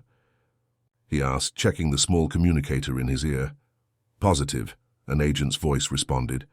"Primary target just arrived, accompanied by Richard and Paul. She seems tense, constantly checking her phone." "And the infamous Mr. Wang?" "Not yet arrived, but we have 3 Chinese diplomats already in the ballroom, including the consul general." August took a deep breath. "It was time. I'm going in. Keep the channel open." In the main ballroom, decorated with luxurious floral arrangements and soft lighting, Letitia circulated among the guests with her practiced elegance. She wore a stunning red haute couture gown, her hair impeccably styled in a sophisticated bun. Her expression revealed tension only to highly trained eyes like those of the agents discreetly observing her. Richard and Paul remained at a strategic distance, seemingly relaxed but vigilant. Occasionally they exchanged meaningful glances with other guests, whom Colonel Barton had already identified as operatives of the same network. "How many do you identify?" Edward asked, approaching the counter where Helen was casually chatting with the Chinese consul. "At least 7, Helen murmured discreetly, without taking her eyes off her interlocutor. 3 at the entrance, 2 near the stage, plus the 2 official security guards." Edward nodded imperceptibly, impressed once again by his wife's observational skills. Years as a social hostess had made her an expert at reading environments and people. "Let's start the show then," he whispered, moving away to take position. At the exact moment, Letitia turned to greet the president of the North American Renewable Energy Association, a murmur arose at the ballroom entrance. Heads turned, conversations stopped, and a momentary silence fell over the room. Standing at the main entrance was August Morrison, elegant in his tuxedo, smiling cordially as if nothing abnormal had happened in the past 48 hours, as if he hadn't disappeared, as if he wasn't being sought by the police, as if his wife hadn't tried to kill him and then frame him. The shock on Letitia's face was so genuine that, for an instant, her mask of control completely slipped. Her eyes widened, her lips parted in astonishment, and the champagne flute she held trembled slightly in her hand. Quickly recovering, she forced a smile and walked towards her husband, arms open in a theatrical gesture of relief. "August!" she exclaimed, loud enough for nearby guests to hear. "Thank God! I've been so worried. Where have you been?" "And Sophia." August smiled, a smile that didn't reach his eyes, and accepted his wife's embrace, feeling the expensive perfume that had so often enchanted him. "Sorry for the scare, darling," he replied in the same elevated tone for the benefit of the onlookers. "I had to handle an urgent matter in Washington, D.C. Sophia is fine. She stayed with Cecilia." Letitia pulled back slightly, her eyes studying her husband's face, trying to decipher what he truly knew. "You could have warned me," she gently reprimanded, still playing the role of concerned wife. "I even filed a police report. The police are looking for you." "I know," August replied calmly. "I've already contacted them and clarified everything.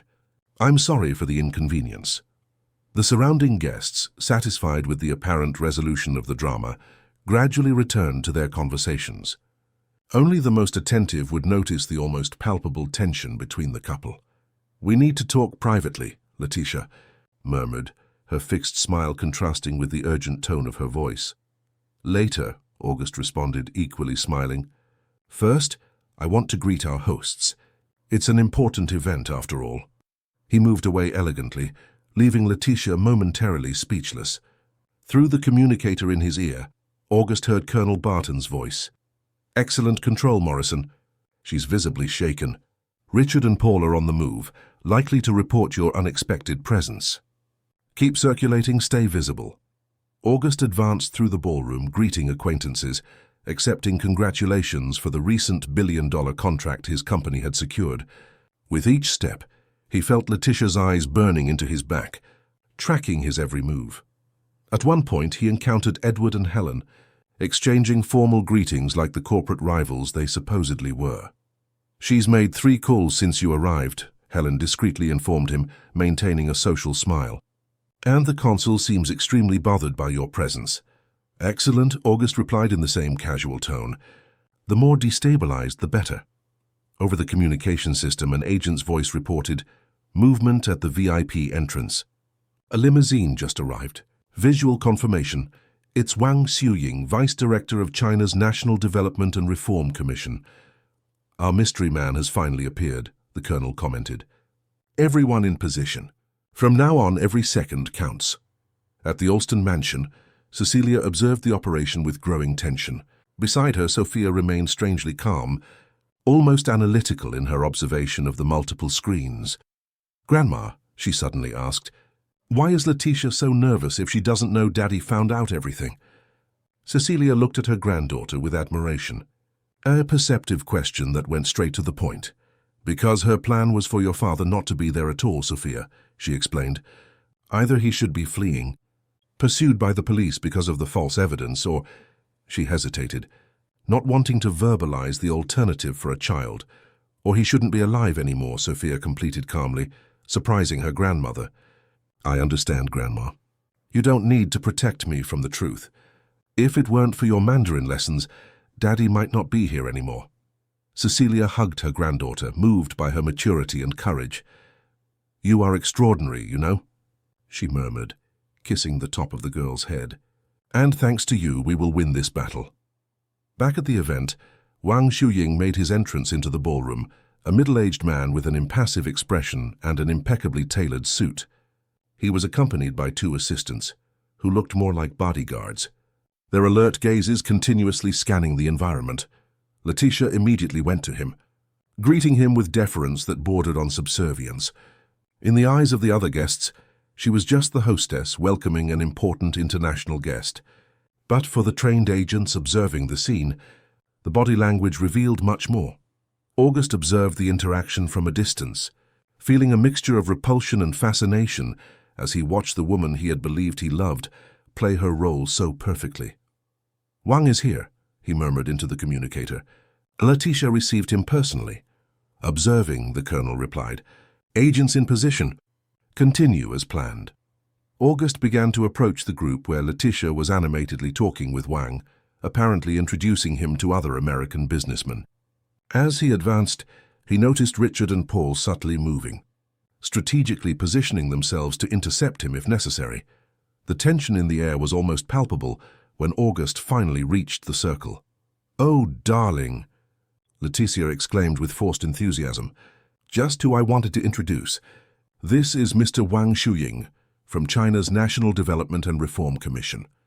Mr. Wang, my husband, August Morrison." The two men greeted each other formally, assessing each other like territorial predators. "It's an honor to finally meet you. Mr. Morrison," Wang said in fluent, though heavily accented English. "Your wife speaks highly of you and your innovative work." "I imagine so," August replied with an enigmatic smile. "Leticia has always been my biggest admirer." A brief flicker of discomfort passed through Wang's eyes, quickly masked. "In fact," he continued, "I was hoping to discuss some possibilities of collaboration between your company and Chinese institutions. Perhaps we could speak privately." August noticed the significant look Leticia exchanged with Wang. It was exactly what they expected, an attempt to isolate him. "Of course," he amiably agreed. "How about in the hotel's VIP office? It's more private for business discussions." "Perfect," Wang nodded, making an almost imperceptible gesture to his assistants, who immediately positioned themselves to accompany them. "I'll come too, darling," Leticia hastened to add.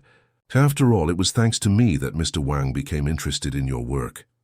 "No doubt," August replied, his neutral tone masking the contempt he felt. Over the communicator, Colonel Barton's voice sounded urgent. "They are moving towards isolation. All teams on alert. Agents in the VIP office confirm position. Claude, accompany them discreetly." As the small group headed out of the main ballroom, Edward and Helen exchanged alert glances. The critical moment was approaching. In the elegantly decorated corridor leading to the VIP office, August walked calmly, as if merely on his way to another business meeting. Beside him, Leticia maintained a fixed smile, though her eyes were in constant motion, alert for any sign of danger. Wang and his two assistants followed close behind, casually conversing in Mandarin about the hotel's impressive facilities. What they didn't know was that every word was being captured and translated in real time for Colonel Barton's team. "They are discussing extraction procedures," translated a Mandarin-speaking agent. "They mentioned a helicopter on the rooftop and alternative routes through the basement." "Confirmed. They plan to take Morrison and the documents out of the country tonight." Upon reaching the VIP office door, Richard was already waiting, having taken an alternative route to arrive earlier. He opened the door with a keycard, revealing a spacious office with elegant and discreet decor. A mahogany desk, leather armchairs, a full bar in one corner, and, most importantly, absolute privacy. "Please, make yourselves comfortable," Richard said formally, closing the door behind them and positioning himself strategically near the exit. Paul, who had discreetly entered through a side door, now occupied a position by the windows. The trap was set. August walked calmly to the bar, pouring himself a whiskey as if completely at ease. "Anyone else care for a drink?" he offered naturally. Wang politely declined with a gesture, while Leticia accepted a glass of champagne, her fingers purposefully brushing August's during the exchange, a final test to see if he suspected anything. August smiled at her, perfectly playing the role of the unsuspecting husband. "So, Mr. Wang," he began, settling comfortably into one of the armchairs, "Leticia mentioned your interest in my solar technology. In what specific aspects would you be interested?" Wang smiled diplomatically, taking a seat opposite August. "To be direct, Mr. Morrison, we are interested in a comprehensive partnership. China has resources and scale that could transform your innovation into a global product. Why limit yourself to the United States when you could conquer the world?" "A tempting proposal," August replied, slowly swirling the glass between his fingers. "But I confess I have some reservations about sharing our proprietary technology. After all, developing Project Sun took years of research and investment." The direct mention of the project's secret codename brought a flicker of interest to Wang's eyes. At the same time, August noticed Richard and Paul exchange a meaningful glance. "Project Sun," Wang repeated with false casualness. "Interesting name for solar technology." "Oh, it's just an internal codename," August shrugged. "Leticia probably already mentioned it. She closely follows all my projects." A momentary silence fell over the room. On the secure frequency, Colonel Barton murmured, "All teams in position. Wait for the signal. Letitia, quickly recovering, smiled and put down her champagne flute. "Actually, darling," she said with rehearsed sweetness, "Mr. Wang has a very specific proposal that might interest you, something that would completely change the future of the company." "And what would that be?" August asked, genuinely curious about how far they would take the charade. It was at this moment that Wang made a subtle gesture to one of his assistants, who immediately pulled a small electronic device from his jacket's inner pocket and activated it. A red light flashed briefly. "Now we can speak freely," Wang declared, his tone changing completely to something colder and more professional. "This device blocks any attempt at eavesdropping or recording in this room." What he didn't know was that Colonel Barton had anticipated such a move. The CIA's monitoring systems operated on military frequencies that the Chinese civilian blocker could not intercept. "Impressive," August commented, maintaining his composure. "But why would we need such privacy?" Wang leaned forward, his eyes fixed on August. "Because what I have to offer goes beyond conventional business. Mr. Morrison, I am authorized to propose $500 million, transferred immediately to offshore accounts of your choice, in exchange for the complete Project Sun documents and your continued collaboration as a consultant." The proposal was so blatantly corrupt that in other circumstances, August would have laughed at the audacity. Instead, he feigned interest. "That's a significant sum. But I presume there's more to this proposal than just money." "Naturally," Wang nodded, satisfied with the apparent receptiveness. "It would also include diplomatic protection, Chinese citizenship if desired, and a prestigious position in our Academy of Sciences. For your daughter, the best schools in Shanghai would be available." The mention of Sophia made August's blood boil, but he maintained a neutral expression. "And if I refuse?" Wang's smile disappeared, replaced by a calculating expression. "That would be inadvisable, especially considering your current legal situation." He gestured to the second assistant, who opened a tablet, showing news headlines about August's disappearance and suspicions of financial fraud. "The FBI found quite compromising evidence in your personal safe. Documents, fake passports, offshore account records. Planted evidence.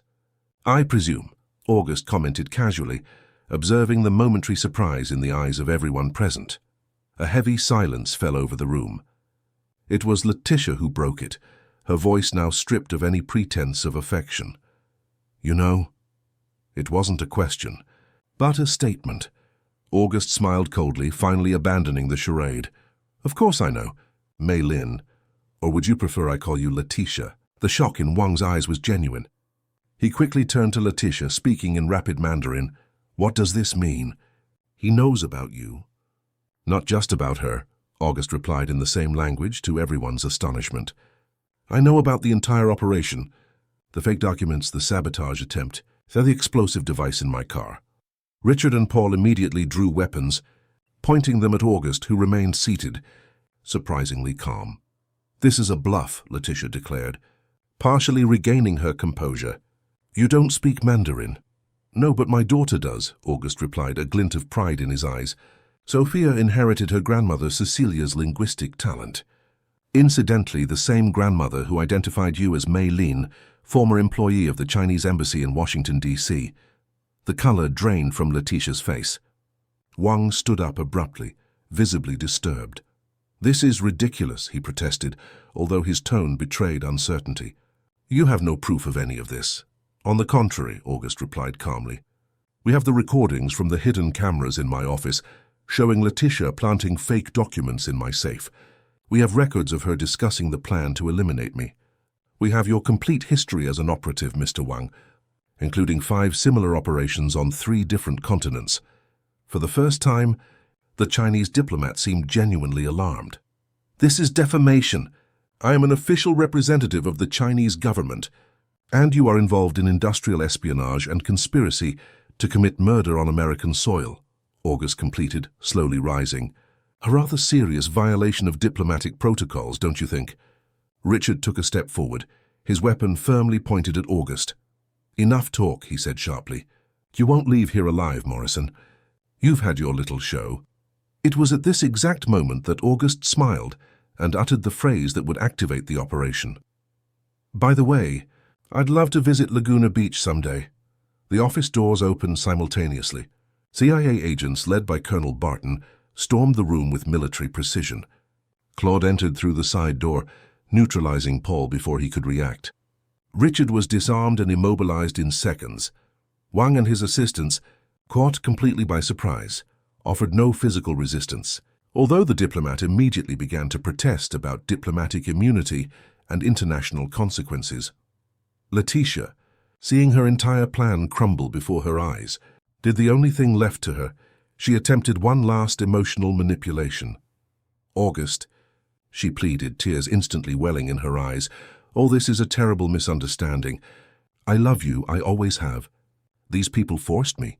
They threatened my family in China. It was a masterful performance worthy of an award-winning actress.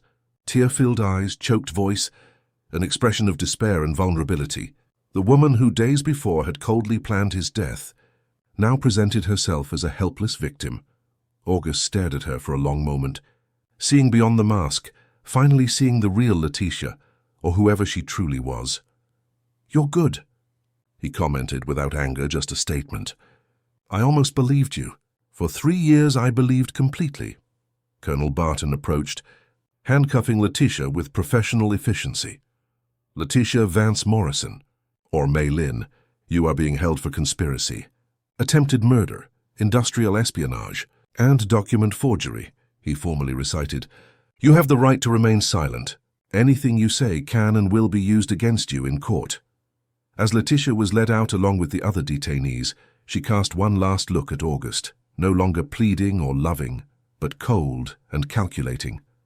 For a brief instant, he glimpsed the true woman behind the facade, and a shiver ran down his spine. Colonel Barton remained beside August as the office was emptied, forensic agents already beginning to collect evidence.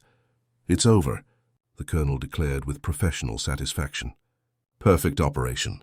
We arrested not only Letitia and her immediate accomplices, but also 5 other operatives who were positioned throughout the hotel. An entire network dismantled."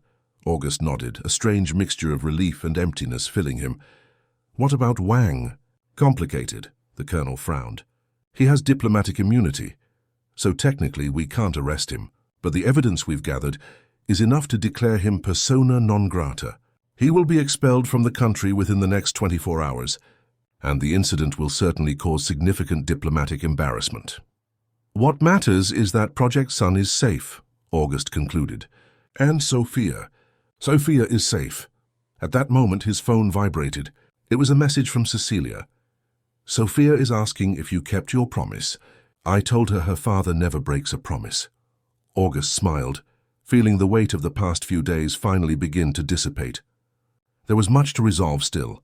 Explanations to the press, official depositions, restructuring of his security team. But none of that seemed as important as the simple fact that his daughter was safe and waiting for him. "Colonel," he asked, "would it be possible to arrange a flight to California in the next few days? I have a promise to keep." The colonel smiled, a rare moment of human warmth on his usually professional face. "Consider it done. After your formal deposition tomorrow, of course." Claude approached, extending an envelope to August. "What's this?" August asked, intrigued. "Reservations for 2 weeks in Laguna Beach, sir," the head of security replied with a slight smile. "Private beach bungalow, all amenities, discreet security. I thought you and Sophia deserved it after everything." Moved by the gesture, August squeezed his loyal security guard's shoulder. "Thank you, Claude." "For everything." "Just doing my duty, sir," he replied formally, though his gaze revealed the genuine affection he felt for the family he had protected for so many years. As they left the hotel through a discreet exit, avoiding the press that was already beginning to gather at the main entrance, August reflected on the extraordinary journey of the past few days. He had been betrayed by the woman he had trusted, almost lost everything he had built over the years, faced an international conspiracy. But he had also discovered unexpected allies, like Edward and Helen Alston, old rivals transformed into partners. He had rediscovered the value of family in the figure of Cecilia, whose intelligence and connections had been fundamental to unraveling the mystery. And, above all, he had learned a new facet of Sophia, not just the brilliant and talented daughter he had always admired, but a young girl with extraordinary courage and perceptiveness, capable of seeing the truth when everyone else was blind. The sun began to rise as the car left the city, heading for the Alston mansion, where Sophia awaited. It was a new day, literally and figuratively, and although there were wounds that would need time to heal, August knew that the worst was over. Chapter 7. New Horizons. The golden dunes of Laguna Beach shimmered under the intense California sun, creating a stunning contrast with the turquoise blue of the ocean. On the veranda of an exclusive cabin, strategically positioned in an isolated area of the beach, August watched Sophia run along the sand, laughing as she tried to fly a colorful kite against the constant breeze coming from the ocean. 2 weeks had passed since the dramatic operation at the Gardenia Hotel. 2 weeks of depositions, official statements, meetings with lawyers, and inevitably, carefully controlled interviews with the press. The story of the American businessman who had dismantled an international espionage network had captured the country's imagination, transforming August Morrison into a kind of national hero overnight. The diplomatic scandal with China had been managed behind the scenes, with vague official statements about individuals acting without governmental authorization. Wang Shuying had been discreetly removed from his position and sent back to China. Commercial relations between the two countries remained stable, though under cautious observation. As for Letitia, or Mei Lin, her true name as confirmed by subsequent investigations, she awaited trial in a federal maximum security prison, along with Richard and Paul. The evidence against them was overwhelming, including audio and video recordings and compromising documents found on their electronic devices.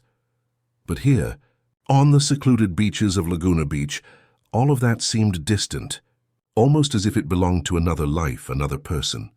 August had turned off all phones except for a secure emergency line, and had forbidden any discussion about the case, as he and Sophia had begun to call the traumatic events. "Dad, look how high it's going," Sophia shouted animatedly, running to show off her accomplishment with the kite that now danced gracefully in the sky. August smiled, feeling a wave of pure contentment. It was rare to see Sophia acting like a normal 7-year-old child. Usually she was so serious, so focused on her studies and responsibilities, that sometimes he forgot that, behind that extraordinary intelligence and precocious maturity, there was still a little girl who simply needed to play and have fun. "It's amazing, Princess," he replied, getting up to join her on the beach. "Want me to hold it for a bit so you can rest?" Sophia shook her head, determined. "I can do it myself. Grandma Cecilia explained the physics of kites to me, about lift and air resistance. It's all about angle and tension in the string." August chuckled softly. Even in her play, Sophia couldn't set aside her analytical and intellectual side. "Your grandmother is turning even your vacation into lessons, it seems." "Actually," Sophia admitted with a small smile, "I was the one who asked her to explain it. I wanted to understand why some kites fly higher than others." Of course, thought August, Sophia was never content just to do something. She needed to fully understand the how and why behind every activity. A movement on the sand caught his attention. Claude walked discreetly along the beach, maintaining a respectful distance but always vigilant. Even on vacation, the head of security took his job seriously, especially after the recent events. Although the immediate threat had been neutralized, no one was willing to take unnecessary risks. The sun was beginning to approach the horizon, painting the sky with orange and pink hues. It was almost time for sunset at Sunset Dune, a local tradition that Sophia had insisted on experiencing every day since they arrived. "It's almost time." "Princess," August called, pointing to the large wristwatch he wore purposefully so Sophia could see it from afar. "Want to start reeling in the kite?" Sophia nodded, beginning the careful process of winding the string and bringing the kite back to earth. Her movements were methodical and precise, reflecting the same attention to detail she showed in everything she did. As they walked together towards the famous dune, Sophia held her father's hand firmly. Despite all her independence and maturity, these small gestures reminded August that deep down, she still sought the security and comfort that only a father's presence could provide. "Dad," Sophia asked suddenly, "do you think Letitia will be in prison for a long time?" The question caught August off guard. They had agreed not to discuss the case during vacation, but he knew Sophia's inquisitive mind wouldn't simply file the matter away. "Probably so," he answered honestly. "What she did was very serious. Not only did she lie to us, but she planned bad things that could harm many people." Sophia nodded thoughtfully. "She never really liked me, you know." She commented with surprising casualness. "I could see it in her eyes. When you weren't looking, she treated me differently." August felt a pang in his heart.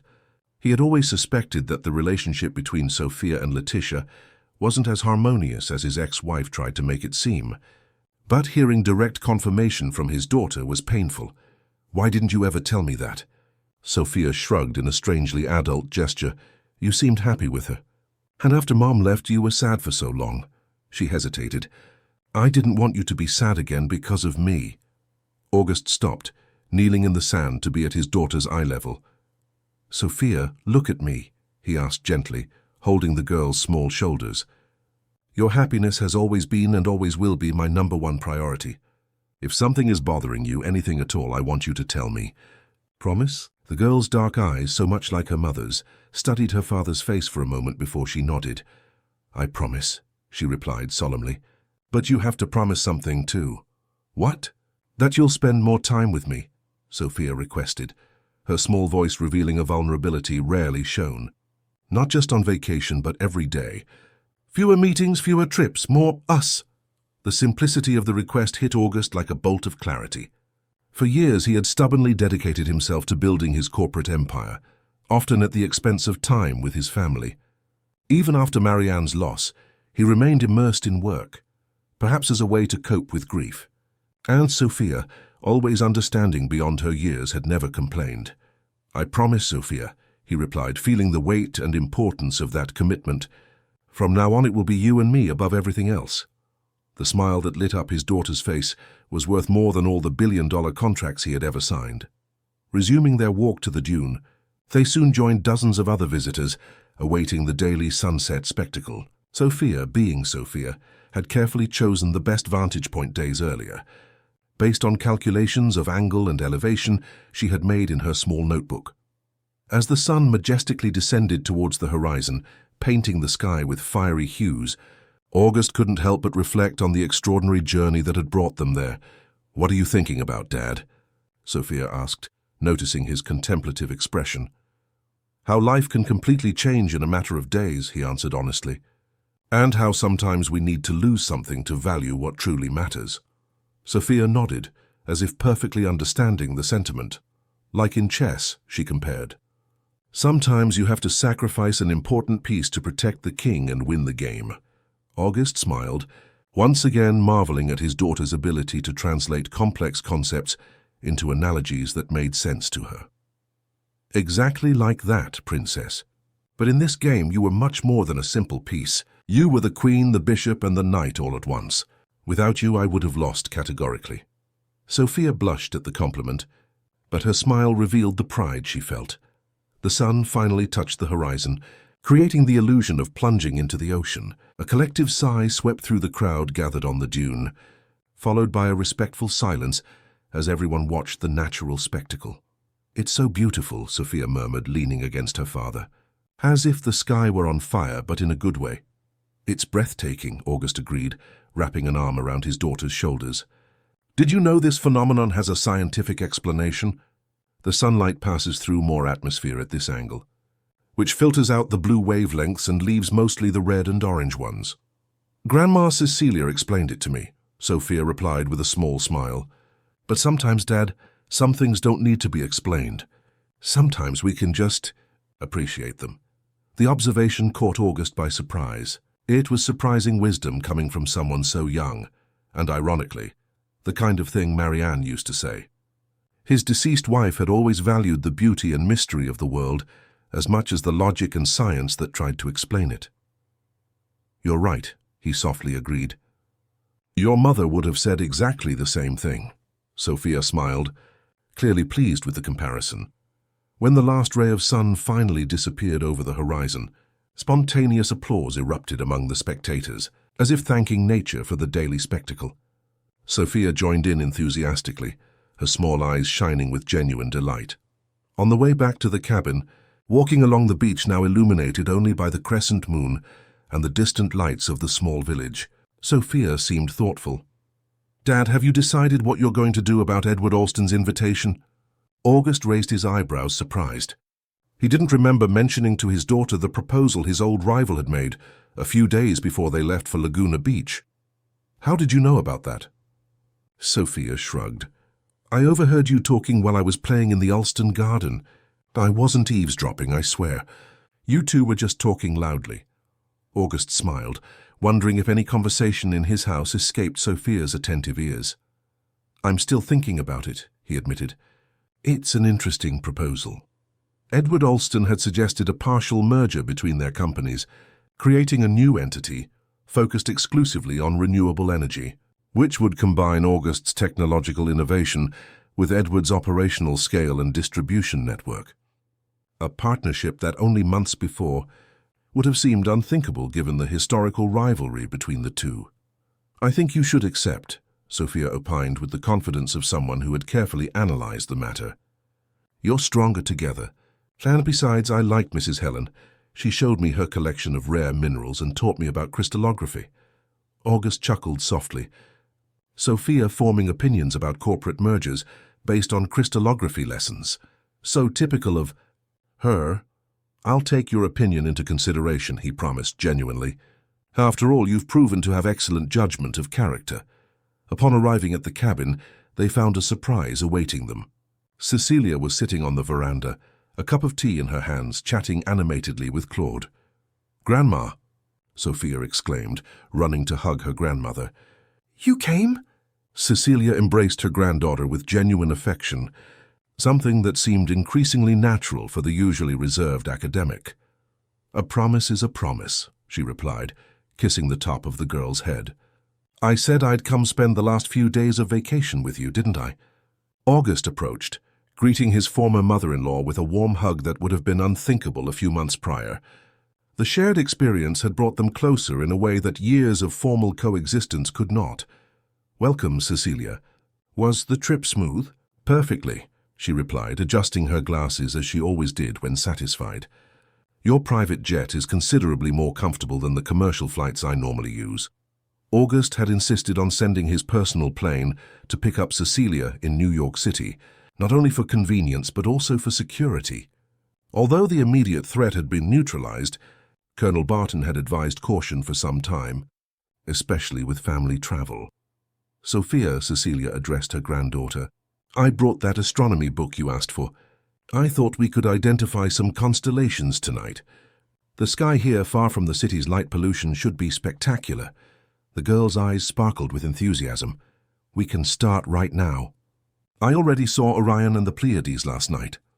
As the two walked away, already deeply engrossed in a discussion about stellar magnitudes and celestial rotations, Claude discreetly approached August. "Sir, may I share another piece of news?" "Of course, Claude." The head of security hesitated for a moment, as if carefully choosing his words. "We received information that Mrs. Letitia," he still used the name by which he had known her, "despite everything, allegedly tried to negotiate a reduced sentence in exchange for information about similar operations in other countries." August nodded, not particularly surprised. It was typical of Letitia, always looking for a way out, always manipulating the situation to her advantage. "And what did the authorities decide?" "They are evaluating the proposal," Claude replied. "But Colonel Barton believes that, regardless of the outcome of that negotiation, she will remain detained for many years. The evidence against her is irrefutable." August looked out at the horizon, where the sky already displayed its first stars. It was strange to think that the woman who had shared his bed, his home, his life, would spend the next few years in a prison cell. There were moments when anger and betrayal still consumed him, but increasingly, what he felt was a kind of distant sorrow, not for her but for the illusion he had lived, for the time lost.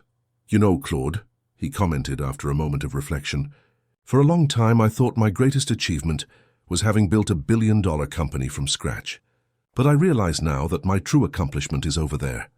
He pointed to Sophia, who was animatedly gesturing as she explained something to her grandmother. To be part of raising such an extraordinary human being, so brilliant and yet so fundamentally good, there's no contract or technology in the world that compares to that. Claude, normally so formal and reserved, allowed himself a genuine smile. If I may say so, sir, little Sophia is truly exceptional. And not just for her intelligence. It's her courage, August agreed, guessing his security guard's thought. The ability to do what's right, even when it's difficult or frightening. That's not taught in any elite school or university. The two men watched in contemplative silence as Sophia and Cecilia carefully aligned the telescope, their faces illuminated by the soft light of the crescent moon. It was a scene of perfect harmony. The wisdom of mature age meeting the curiosity of youth, knowledge being passed down through generations. "Sir," Claude finally spoke, "may I ask a personal question?"